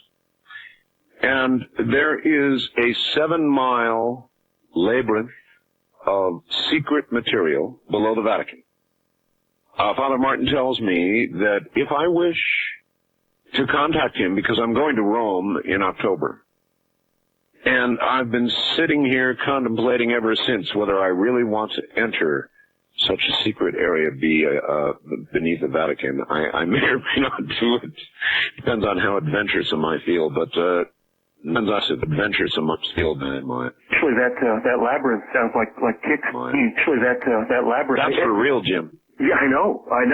I edited a book several years ago called Pressed, and one of the things I received from an anonymous benefactor was a lot of history of this planet, starting in the Middle Ages again and coming right up to the present, the Middle Ages again, and a man who alleged himself to be to have had access to an archive, and to substantiate that, he put the impress of a brooch that listed him as a member of the Franciscan order, and it was a credential that he would use in the Vatican. And so, you know, I'm always one willing to give an advertisement for one of my books, Art. I understand. West of the Rockies, you're on the air with Jim Keith. Good morning, actually. Good morning. My name is Cougar. Morning, actually. Good morning. In Tigard, Oregon. All right. First of all, I have a couple questions. I was referred to by a person who thought that you could help me out. I've been looking for a long time to find someone who could like help me get to a UFO group talk thing to help them talk about what happened, or a hypnotist. But I was told a hypnotist costs a lot of money, and I don't have a lot of money. And I want to take because I remember a lot of stuff consciously, but there's also a lot of stuff I know happens that I don't remember anything about it. All right. Does any of it involve the Men in Black? Yes, it does. In what way? Well, there was in the Tigard Woods and the railroad tracks. Me and about 3 or 4 other people were living on the streets 4 summers ago, and we had tents. We had 2 tents, and we lived in the woods there, and we had some weird events happen for the past 2-3 nights. The first of all, it passed off as a humongous red, last orange ball of light hit diagonal or had made of light out once it hit the ground, and I'm talking light out once it hit the ground and everywhere, and it made no sound. And then and we decided to go back to sleep. And we decided to go back to work, so I started seeing something that bright. To go back to work, so it would kind of make us wake up. Sure. And kind of make us woke up because I heard some footsteps to make us leaves crunching and twigs snapping. Yes. So I woke up Tom. And he woke up, and I said, "Did you hear that?" He said, "No." I said, "What are you hearing?" He basically was awake, but he was asleep when he was talking to me. I understand. And he said, "Just go back to sleep." And then it happened again, and it got loud, and then it brushing against the tent. And the noise. Yes. The side brushed against the tent. And why would you think this would be a Man in Black? Well, no, this is think this would of it. This is the big. All right. Well, we don't have a lot of time. This would of it. Be the Man in Black. Okay. Well, you have to skip all that part. And the Tiger, we're Tiger,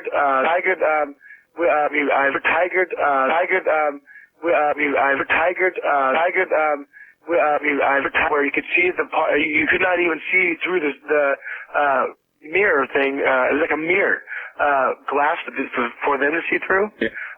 It was just like a reflection of you. It didn't show anything inside. It was all black, and it was painted black. Had no markings, and it was painted black. There would be also people in black and dark black short sunglasses and nice ties and everything, but all black. And they were taking pictures of the people who were involved and what happened. But I don't know how they know that happened, because the only people know is now you, my mom, and the people who it happened with, my brother. All right. Well, I appreciate the story. Men in Black. He mentioned a mirror. Somebody sent me a message earlier in the day. This is totally unrelated. With the accounts for the accident to the Mir space station. There's a sign up there somewhere that says objects in the mirror appear to be closer, may be closer than they appear to be. Accounting for the accident at the mirror. First time going accounting for the accident at the mirror. Hi. Hey, Art, how you doing? Well, I'm all right. Well, I listen to you religiously every night on my way home from work at 4 a.m. here in Oklahoma. And I've been waiting for this Men in Black episode. All right, well, here we are. In 1984, I was, I guess in 3rd grade, I was 8. And, yeah, I'm a young one. We lived in White Sands, Missile Range. Right. On the base. Right. My stepfather was a photographer for the Army there, and my mom worked in some place through high security. I really have no idea what she did in there. And, one day we were out cooking out in the backyard, and I had a tetherball thing out there, and I was beating the tetherball around, and my stepfather was cooking steaks.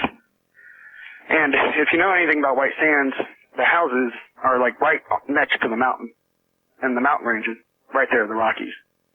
And it was about 5:30 at night, 6:30 at night, something like that. It was right before dusk, and a couple hours before dusk, and during the summer.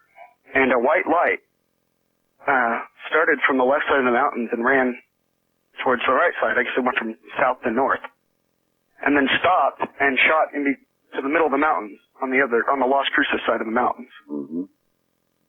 Well, our neighbors had even seen it, because everybody was cooking out that day. It was kind of one of those days. And my mom ran in and called the military police. And she came back saying that the person was kind of rude and really fast talking. She said they'd been flooded with calls about this, and that thousands of people from Las Cruces had even called them wondering about this, because there's always some kind of testing going on. Massive sighting. And and they said, no, don't worry about it. You know, it's probably nothing. About an hour later, there's a mountain road, a mountain pass road. It goes right over the mountain. Yes. And it just leads all the way up and goes down the other side. We saw a caravan of trucks, a big flatbed truck, and little vans and things like that, Army, of course, coming from the base. It goes over the pass. And an hour after that, it came back with something on the flatbed truck under a cover. And you can see all of this from, you know, because it's a really small place, White Sands is. And it's right next to the road and everything. So they had it, whatever it was. Yeah, whatever. I have no idea what it was. And then I was playing tetherball later that night, right before it got dark, and we had already eaten and everything.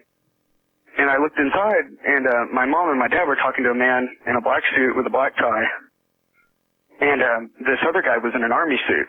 Yeah. He was in, I can't remember whether it was BDUs or whether it was dress greens. But I remember he was in it reminded me something out of like a 50s sci-fi movie. You know? And it was like an escort or something. And I just remember them sitting on the couch in our living room talking. And I could see him through the back window. And I was playing tetherball. It was like the big thing at my school. I didn't care. I was just playing tetherball. And I don't know. My mom was really freaked out about the light and everything. She always would talk to me. She was talking to me that whole night about it. And they came back out, and I was like, who are those people? And my mom's like, oh, some people I work with. And then she goes, she was talking about it, and she goes, that light was just another one of the war games that they're playing on the mountains. And which they do about every weekend. So you're suggesting that was your experience, your family's experience with Men in Black? Yeah. Because this light was not a war game. I'm sorry. I've seen war games. My dad was a military police. I understand. Yeah. All right. Well, is that, again, that's fairly typical, I guess, Jim, when something unusual happens, a sighting, something that might be related to military. This clearly at White Sands probably was related to some secret thing or another. Mm-hmm. And they come around and visit you. Yeah, and, you know, I do believe that, I believe there is something of an ultra-terrestrial nature in terms of flying saucers and in terms of aliens. I don't think there's any proof that it's extraterrestrial, but I think there is a paranormal aspect, as I keep repeating, like the Men in Black. But I also think the government has an interest in covering up the secret things that they're doing and covering up their advanced technology.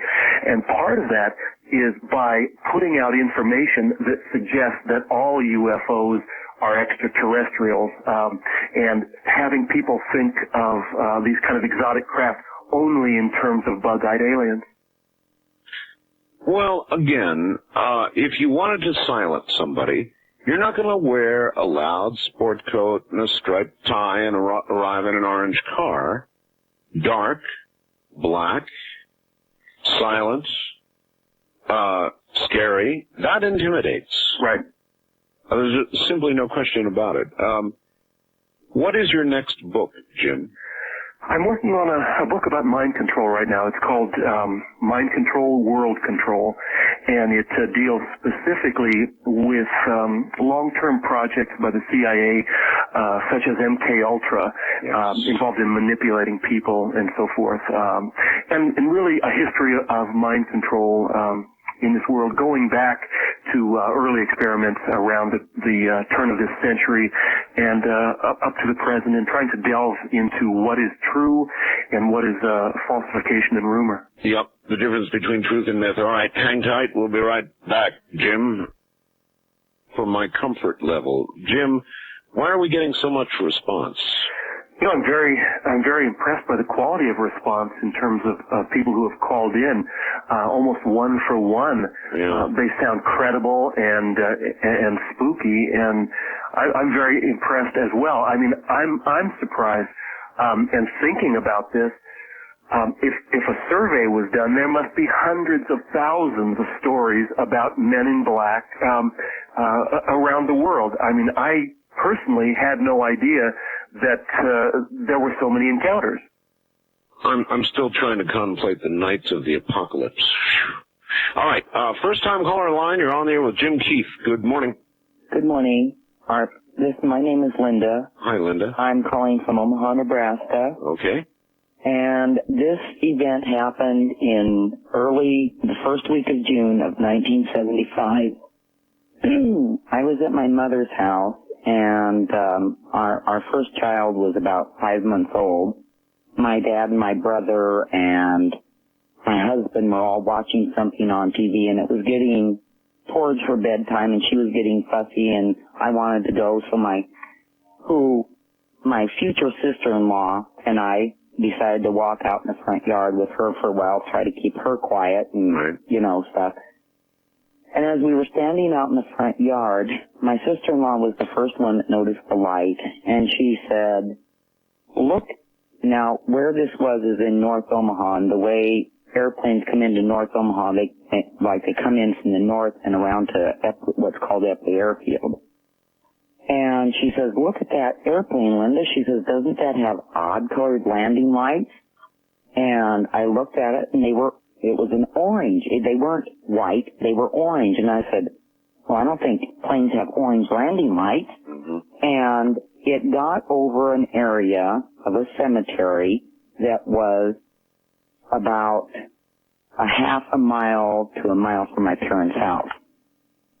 And we stood there, and it stopped dead. It was round, it was circular. It stopped dead over the cemetery. I mean, straight over the cemetery, where the cemetery was. Mm. It turned several different colors. It turned from the orange to the blue, green, and then it turned an absolute blood red, and it looked like it settled into the cemetery.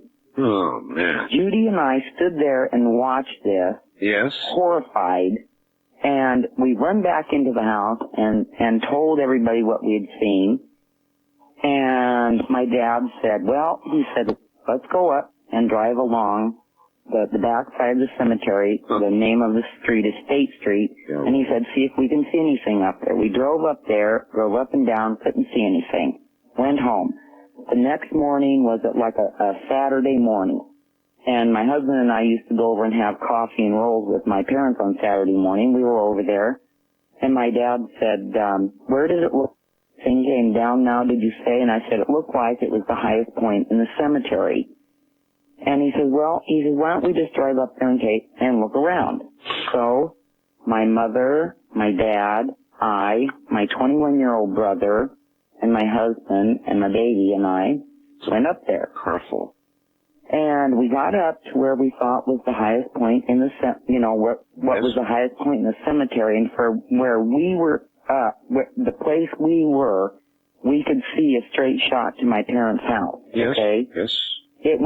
Everything was flat up there. It was like there was an intersection, like a crossroads-like place there. Okay, we're running short on time. Okay, anyway, we all got out of my father's car, and we had been there for maybe 30 seconds looking around. There was a fresh grave over to the side, and you know how they lay the flowers down on a grave when okay, all these flowers were blown all over the place.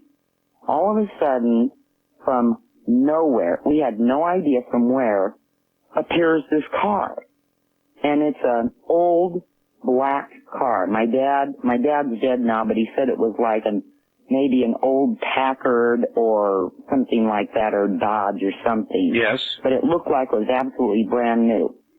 This one guy, the guy that was the driver, just got out and stood by the car, and the other guy started coming around and came over and said, and I was trying, it seemed so surreal because I was trying to figure out where... Hey, you gotta get it out, man. We've only got about 30 seconds. Anyway, the guy asked us he said, what business do you have here? And my dad said, well, we were just looking around. And he said, if you have no further business here, leave immediately. Were these men in black? Well, I'll tell you how they were dressed. Were they in black? No, they were not in black. They had World War II clothes on, is what my dad was. All right, well, then what you saw was probably a ghost. A ghost? Yep. 2 of them? Great. With sunglasses? Well, okay, it sounds like men in black, but you say they weren't dressed in black, right? No, they were not dressed in black, but their air of authority to leave that area immediately. And since then, we've gone up there, and that area did not look like it did then. All right. Well, I appreciate the story. I'm not sure that's exactly a Men in Black story. Well, actually, among researchers these days, these guys don't really have to have Gothic taste in clothing and to always wear black, because oftentimes, the details vary. But in all of the trappings, it sounds like a Men in Black story, except that they had on gray clothing. Exactly right. As I listened, graveyard, blood red object, strange guy dressed in World War II type clothing. That sounds like a ghost story to me. Did you hear the reference to the crossroads? I did, yes. A lot of manifestations take place at crossroads. Wildcard line, you're on the air with Jim Keith. Hi. Yes, sir. I'd like to ask your guest a question about the Mothman. Yes. That appeared, that was seen in southern Ohio along the Ohio River. Yes. This was back about 63, 64. I was living there at the time. I grew up there.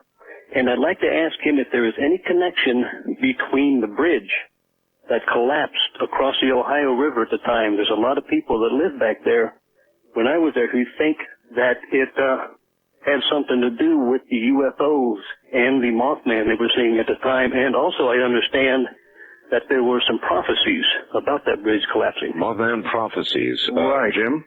Yeah, in fact, John Keel, the main researcher who worked on the Mothman case, was in touch with a channeled entity named Paul, who predicted that there was going to be a catastrophe in that area.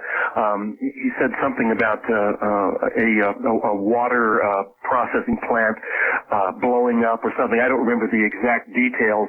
That was going to take place on a certain date. In fact, on that date, the Silver Bridge collapsed. I believe 68 people were killed. The interesting thing that I find about that, aside from this prescience, this knowing that it was going to happen, is that just before the Silver Bridge collapsed, Men in Black showed up in the town of Point Pleasant, a large number of them, and people were seen crawling around on the bridge in the days prior to the collapse. I don't necessarily see that as a paranormal occurrence. The Mothman flap is truly an interesting case. All right. East of the Rockies, you're on the air with Jim Keith and Art Bell. Hi. Yes, I had a strange situation happen back in 1985. Where are you, sir? I'm in Upper New York right now. My name's Dave. Okay, Dave.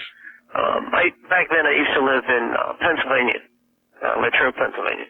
And I went to a gathering. Friends of mine had a little party, and we hit it up pretty good. And came time to go to bed, and I went to bed about, I don't know, it was probably 8 o'clock at night. And something woke me up out of my sleep around midnight, 1 o'clock in the morning. And when I opened my eyes, there was, at the time it was kind of scary, because I was only 18 years old then. There was somebody standing over top of me, which I thought was somebody. And it was like a split-second thing. He was there and then he was gone. And what I saw was, he reached out to me. And when I realized what was going on, like a split second, I realized what was going on, he was gone. And the next morning, I explained to everybody what happened, and they all were like, yeah, whatever. They didn't believe me. Right. Well, when I ended up going home to my parents' house, I was into weightlifting and wrestling and all that, and I weighed myself, and I was 20 pounds less than what I was the night before. I weighed 20 pounds less.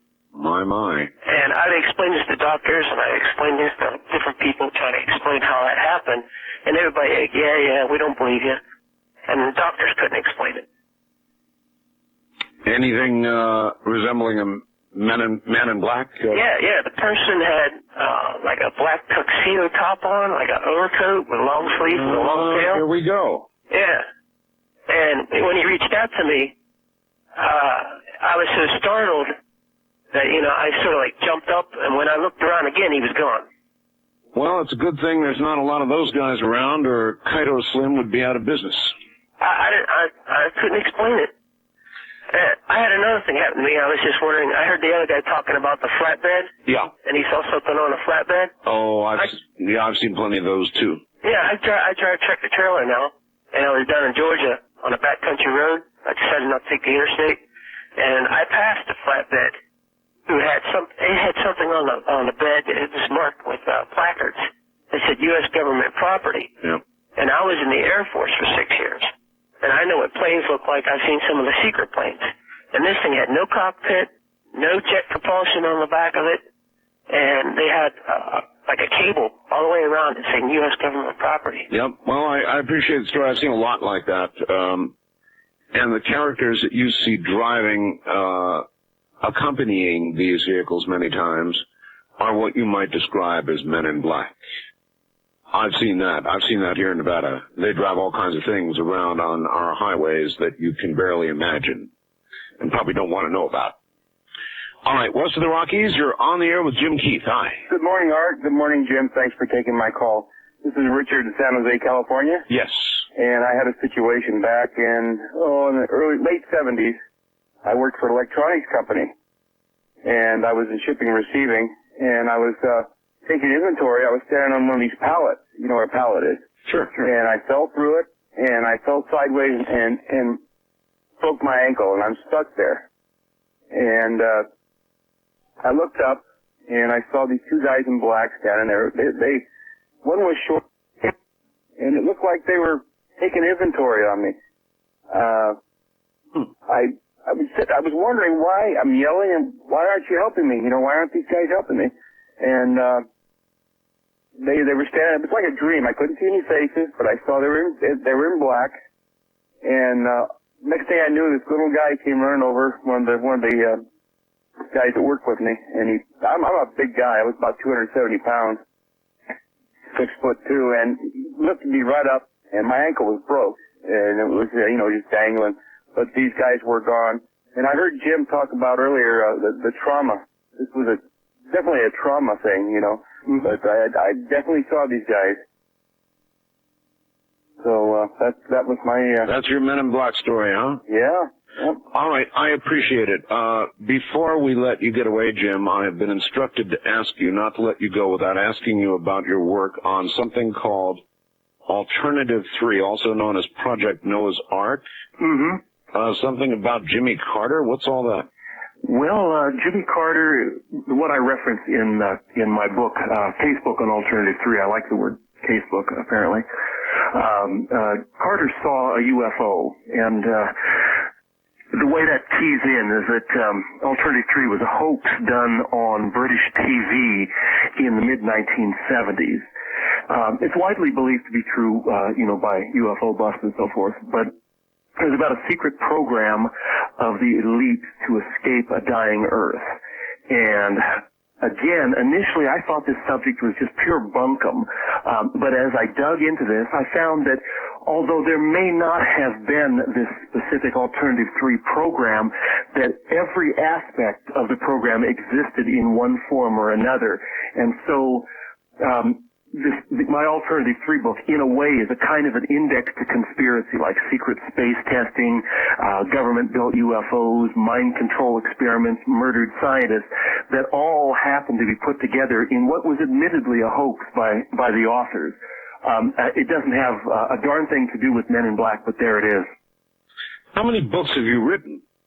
Well, I've written quite a few. I have 7 out right now, but I think I've got 3 more in the pipeline. It's hard for me to keep track, but I'm very fast in terms of my writing. And before I got into writing about UFOs and conspiracy, I wrote a lot of horror and science fiction, and so I've really got to the point where I can knock those books out. I've got 7 out. All right. The one we've been talking about tonight is Casebook. You said you like that word, on the Men in Black. And that just really involves gathering the stories together. And your conclusion after doing that with this book was there really is, and obviously, listening on the phones for these hours, there is something to this whole Men in Black business. Yeah, I think you're tracking with essentially the same experience I had. When I first came into it, it seemed like the subject was almost laughable. Yeah. And I had really intended to do a debunking of the subject in the sense of saying, yeah, sure, the government does these men in black things, but the rest of this is hoax and delusion.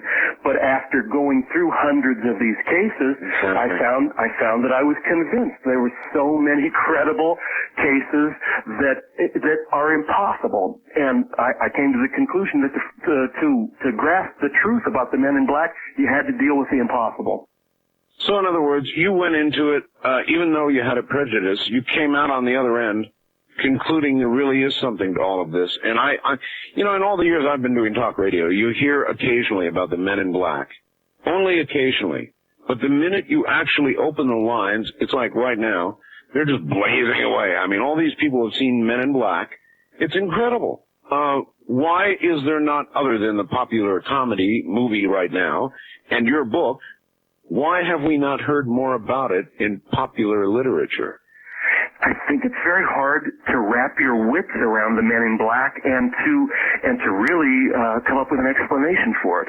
Like I said, in order for me to do so, I had to take a number of factors into consideration. I had to make that cut to say, yeah, a lot of these cases sound like government operations. Yeah, but this hasn't stopped people from writing about UFOs, a similar difficult subject to broach in any forum. They do lots of that, but not lots of men in black, and yet there's lots of men in black stories. Well, maybe if gray aliens wore top hats, we'd hear less about them. I mean, it would render it more incredible, and these stories are incredible, and you really don't expect to see a guy in a black cape, in your yard these days, much less to have him disappear. It's incredible. All right. Well, let's do it one more time. We're at the end of the hour, and I really appreciate your having come on the air because this is another one of the. I love doing topics, Jim, that nobody else will do. Fantastic. I enjoyed myself greatly. So to get a copy of Men in Black, it's $14 and cents. How many? $14.95. $14.95. And you call 1-800-680-INET. That is 1-800-680-4638. And if you buy a copy of the book, the publisher will throw in a copy of their great catalog as well. All right. Done deal. Jim, thank you. Lovely to meet you, Art. Take care. That, my friend, is Jim Keith. And Casebook on the Men in Black. Ooh. All right. Well, ahead we've got nothing but open lines, on-screen talk radio. Anything you want to talk about, fair game. My book, The Quickening, is now in absolute general release. You ought to be able to find it about anywhere. Barnes & Noble bookstores would be a good place. Bookstop, B. Dalton, Borders Books, music stores, Walden's Books, wherever, you can find now The Quickening in general release. So pick your favorite bookstore and go in and get it. I think you will find it contains great proof of that which I've been discussing and talking about for years now. I'm Art Bell. The British scientists who cloned Dolly the sheep said on Thursday they've made another, what they call, major advance by cloning Polly the lamb, who carries human genes. They showed a picture of Polly the lamb with the human genes on CNN. Polly has a pretty bizarre-looking face. It's a lamb, but it's not quite a lamb. Polly and 4 nearly identical sisters are transgenic. Transgenic. They are sheep carrying a human gene.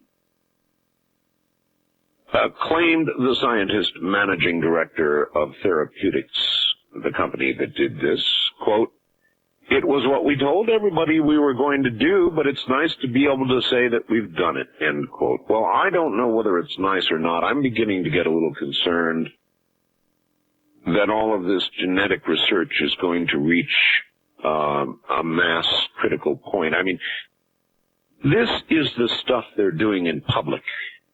What the hell do you think they're doing in private? Well, That leads me to story number 2. The following I have not concocted. It is from Reuters in London.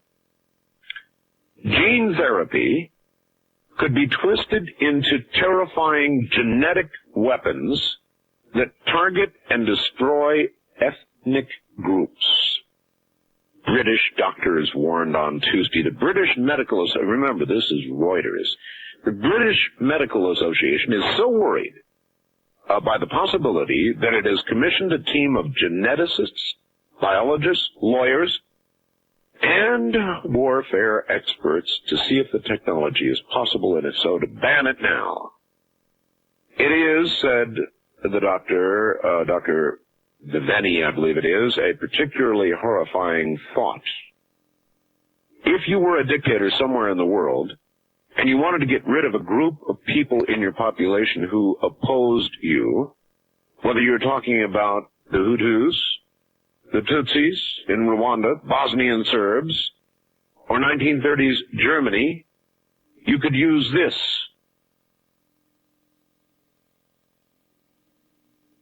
So in other words, they simply let something loose that goes tearing through a particular ethnic group, kill them cleanly and quickly.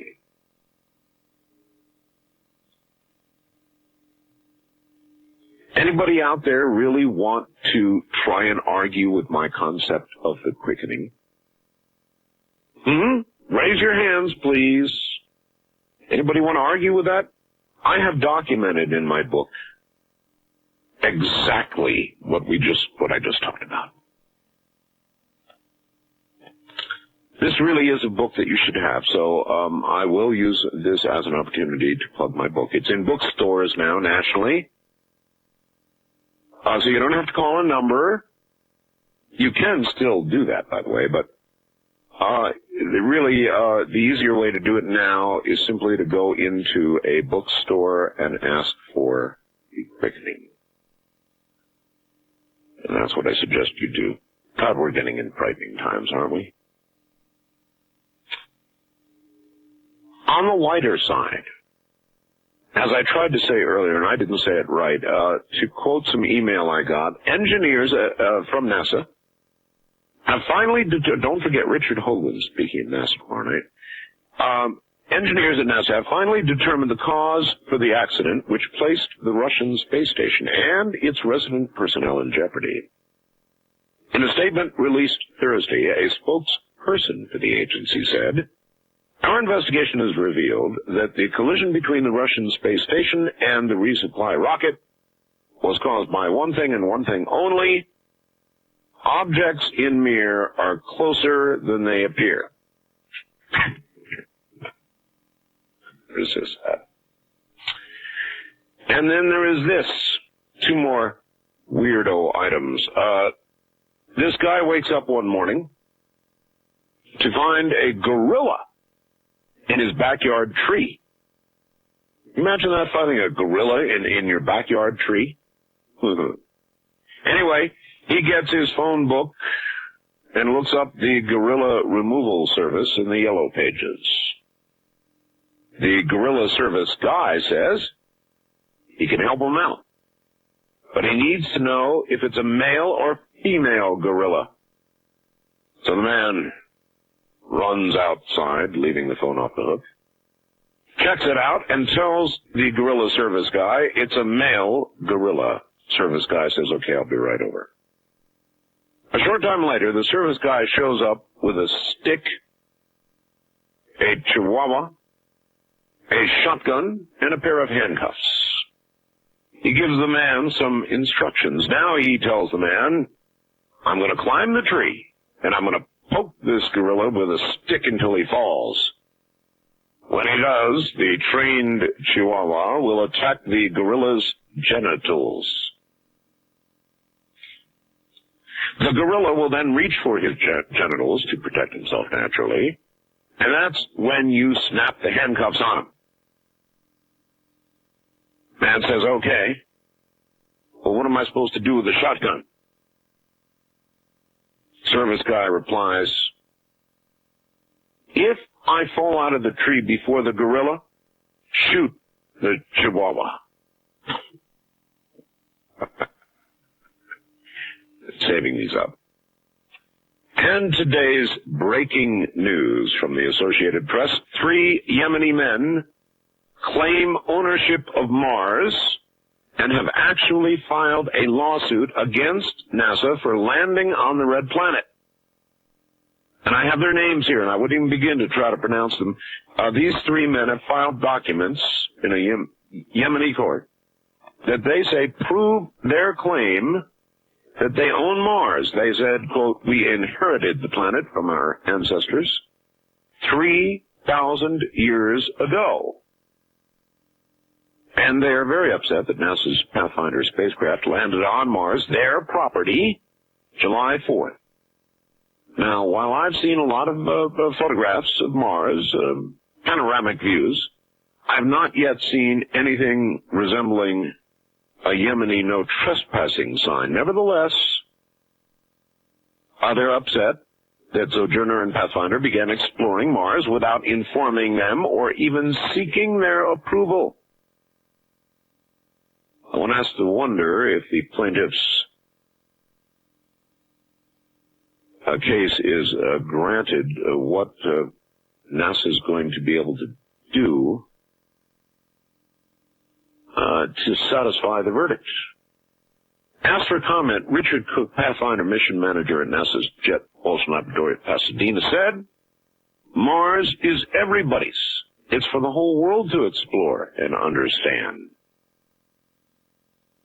Do you think that is a sufficient defense? West of the Rockies, you're on the air. Hello. Hey, how you doing, Art Bell? Well, I have to give you credit. The Men in Black stories were excellent.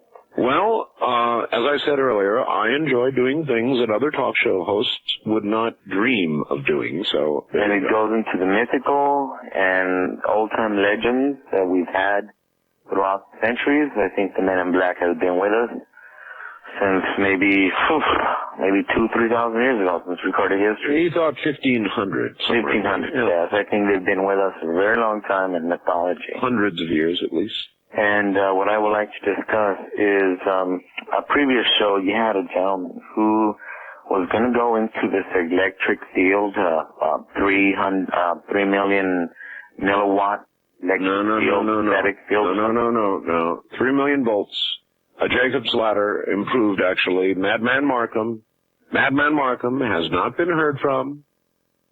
He is either by now a total French fry, or he is some time else. And what I would like to know, is there any videotape of the event, any witnesses, any follow-up stories? No, and he was supposed to call me and tell me when he was going to scroll through. So. And has anybody looked for him? It's a good question, and I don't have an answer. I have looked for him. I've got the word out, and I'm trying to find out what's going on with Madman, but right now, he's as much of a mystery as the Men in Black. Well, I hope somebody finds him, and I hope that, at least a follow-up story would be great on your show. Well, right, but if the guy has gone through, he's either dust or he's somewhere else, some other time. And if he's in another time, then, try and imagine the best. Try and imagine he's, back in 1855, having fun. I can't tell you. I have no answer. And when I do, it'll be on the air. East of the Rockies, you're on the air. Yeah, Art, it's Vince in Chicago. Hey, Vince. The part about the Men in Black where, your guest said that, the Knights of the Apocalypse are working for the Vatican. Oh, yeah. I found that really kind of intriguing. What do you think about that? Well, it made me wonder whether I want to take up this invitation to be able to stroll through the labyrinth 7 miles under the Vatican in the dark catacombs of secrecy. Yeah, and I actually have an invitation to do that. Would you do it? I think I would, Art. Like you say, you only live once. I would do it. And I know if Malachi Martin asked you, if you wanted to do that, he would arrange it. Yeah. I would take him up on that. This is going to be a very, very, very interesting trip.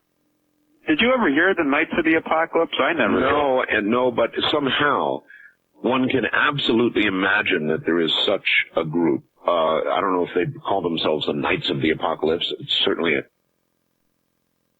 pretty horrifying name.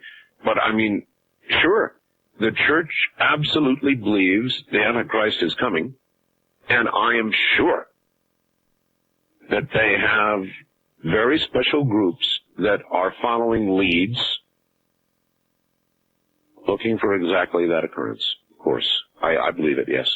And I have a feeling something's up too, whether it's the quickening or whatever. Something's up with the whole alien phenomena that we are experiencing nowadays. Well, even if you forget that, even if you forget the things that we can't quite explain, like Men in Black and all the rest of it, and look at what they're doing right now with genetics, it's beginning to scare the hell out of me. Really, that story about the sheep with the human gene, that is really scary. Yeah, they showed the sheep. You'll see it later today on CNN.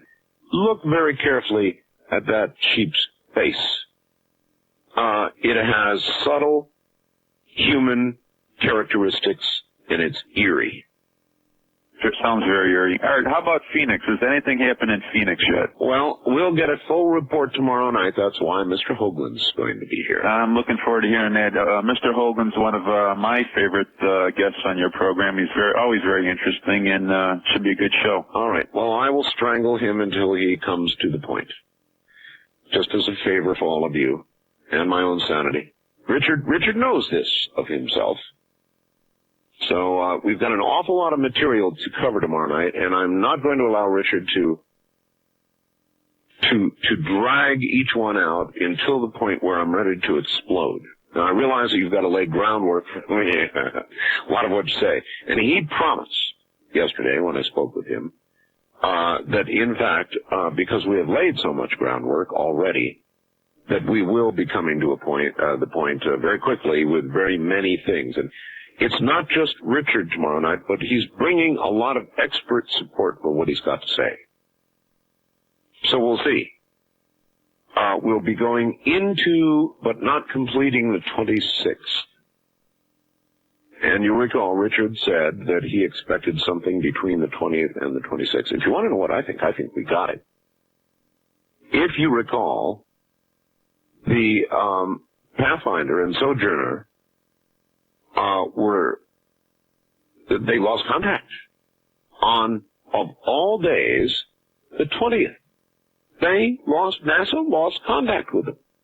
There were several things that NASA did that are simply unbelievable. Absolutely unbelievable. On the 20th. And that's a little too much coincidence for me. Richard will lay it out tomorrow night. West of the Rockies, you're on the air. Hi. Hello, this is Lathan.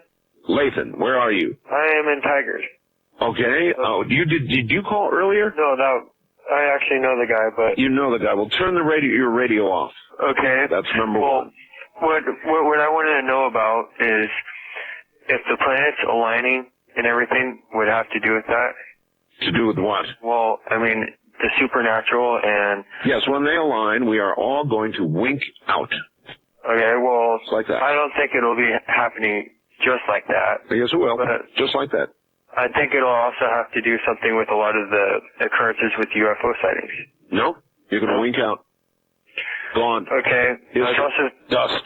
I was also noticing a lot of similarities between the UN and the seven-headed beast in the Bible. Seven-headed beast in the Bible? Yes. And you equate that to the United Nations? Yes, I do, because in the Bible it says that there is a seven-headed beast that has 10 crowns, and it will basically rule over the world for a while. Yeah. And there's 7 major nations in the UN, okay, with hundreds of other nations backing it up, which describes the body of a leopard. Yeah. Okay. And one of the nations has 2 crowns, like the U.S. You're beginning to scare me. Why are you talking this way to me? I got a fax from somebody earlier today named Dean, who writes the following question, Art. I cannot believe the police would block off an 18-block area just because one man, Kunin, shot himself. Is this common practice? Was more than one shot fired? Was there a shootout between Kunin and the police? Did the police Want him dead because he knew too much? He was a member of a very big, high society gay group from Las Vegas to San Diego to Miami, Chicago, etc. I've got to admit that the whole thing and the way it went down was pretty strange. I have yet to understand why they initially reported they found no body in 2 searches and found a body on a bed in a 3rd search. I don't buy it. Then later they corrected it and said, no, we found a body in the 1st search. Now, in my mind, that's a little like first saying it was a flying saucer that crashed and then saying it was a weather balloon.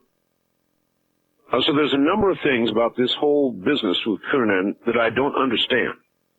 Other than that, it seems to me it's pretty much case closed. The gun that he is said to have killed himself with, eaten, was the gun used to kill the fashion designer. Same gun. So that would seem case closed. But there's a lot of strange things going on with the way the police handled this, and I'm not comfortable with it. East of the Rockies, you're on the air. Hi. Yeah, the amazing thing about that Coonan case, good morning, Art, is the fact 30 hours after he actually was found or whatever, they're still continuing to run it as the lead story on top of every hour. I know it. I know something. There's something going on here that I'm not sure of yet. The media really did not want the story to end this way, I don't believe. No, they probably wanted a big trial. Right. They probably wanted a big trial. So, but still, it came down very oddly, don't you think? Oh, incredibly. It's told, like you said a moment ago, it still hasn't been explained what happened in the first couple of hours after the standoff was in the 18 blocks. I mean, I was watching it on CNN, and I heard the reports as they came in. Now, when it's breaking news, I sit down and park myself in front of breaking news. Sure. Unfortunately, I was asleep at that time preparing for your show, but go ahead. Yeah, well, I'm sucked into it. Go ahead. Breaking news, everything around stops. We all sit down. We watch whatever's going on. I'm a junkie. Of course. For news. So anyway, the whole thing was strange. Absolutely. Well, we'll see. Okay. Well, probably in truth, we'll never know. It's another one of those things we'll never know. Like the Kennedy assassination, we'll never know. We'll hear stories. Tonight, we even heard stories about the men in black involved in the Kennedy assassination. Why not? Everything else has been. And everything else, strange stuff, and we'll never know the whole story. Somebody ought to write a book. Well, I guess you couldn't write a book about these things, could you? But maybe you could collect and write a book about things that we will never, and write a book about west of the Rockies. You're on the air. Hello. Well, good morning, Art. Good morning. I haven't talked to you since KDWN days. My God. It's been a while. Yeah, well, I wanted to comment on this Coonan mess. I don't think it's really that strange. I mean, his actions, of course, are very strange, very sad. Well, of course, tragic, horrible. But the way the police handled it is odd. The way it came down. They were, the cops, there's a lot of ego was on the line. Here, this guy was on the loose for months, leaving calling cards. Hey, here I am. Yeah, here I was, you idiot. Calling cards. Hey, you couldn't even get me. I know. Then in the very end, they really didn't. All they got was a body. I wonder if they were bummed. What I heard was they're pretty damn happy about what happened because they did not want a trial.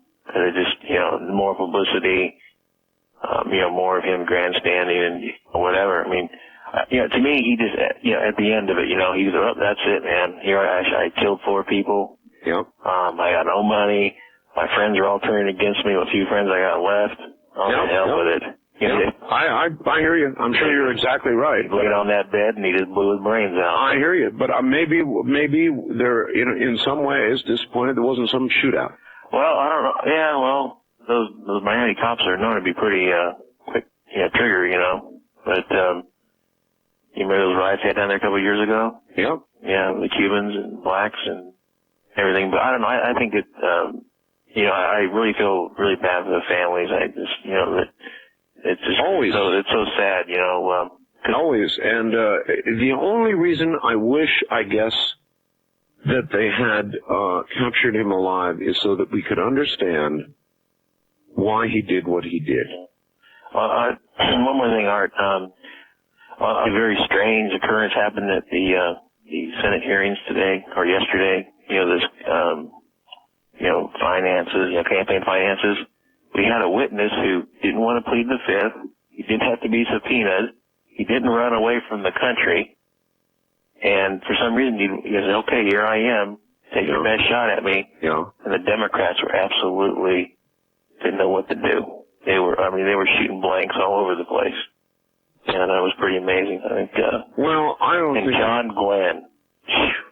What happened to my hero? I don't know. Wow. Look, to me, the whole campaign finance thing is a damn joke on the left and the right. I mean, it's a joke. And that's why I don't talk about it a lot. Do you think they're going to really do anything about campaign finance reform? If you think that, I got a plot on Mars for you. And I don't care whether they sue me or not. In fact, I'll sell you a little piece over by the face. If you want it. Both sides of the aisle. Money is the mother's milk of politics. And mother's milk is the last thing they're going to give up. So I don't care what they talk about, what rule they pass. They're always going to find a way to get around it. And if they need $20 million to run for a Senate office, they're going to find it. The story. It's a bunch of story. West of the Rockies, you're on the air. Hi. Hi, Art. This is Paul calling you from Phoenix, Arizona. Hello, Paul. Yeah, could I make a prediction for, the next 3 days? No. I can't? No. Why not? No, you can. I'm just predicting, a heat wave that's going to go across to the west to the east. How about that? Well, I would say you don't have your neck too far out. I mean, this is, August 25th or something now, right? Yes, sir. Uh-huh. So, I'm sorry, July 25th. So, we're dead middle of the summer. Right. Predicting a heat wave is not exactly sticking your neck way out. One more thing, about that witch that, Evelyn was her name? Evelyn Paglini, yes. Yes, what I was curious about, the guy that you're looking for, do you know who he is, or, the spell or whatever you're trying to put on him? Was that just gonna, go out in outer space, or what's the deal? I really can't talk about it, but I appreciate the call. Thank you. East of the Rockies, you're on the air. Hello. Hi, Art. Hello. This is, I'm going to use not a real name. You're going to use a pseudonym? A pseudonym. This is George in Miami. George in Miami? Yes. All right. I am a Miami police officer. That's the reason I'm using a pseudonym. Okay. And I am trying to disguise my voice, so hopefully I'm not recognized. Well, you're doing the best you can, I know, but you really need one of these. Anyway. Probably would help. Go ahead. This deal with, Internet. Yep. Can you tell us anything we don't know? I'm not going to divulge a lot. I am just going to say that the Miami Police Department was very disappointed that they didn't get him. The FBI was very disappointed that they didn't get him. Well, I'm not surprised. I appreciate that inside information, but that's not a shock. I know that, but there was speculation. You kind of were saying, well, that's probably how they should use. Yeah. I'm telling you that is how they felt. They didn't. That is how they felt. This was talked about for a week. They didn't want him to take him. They wanted to didn't.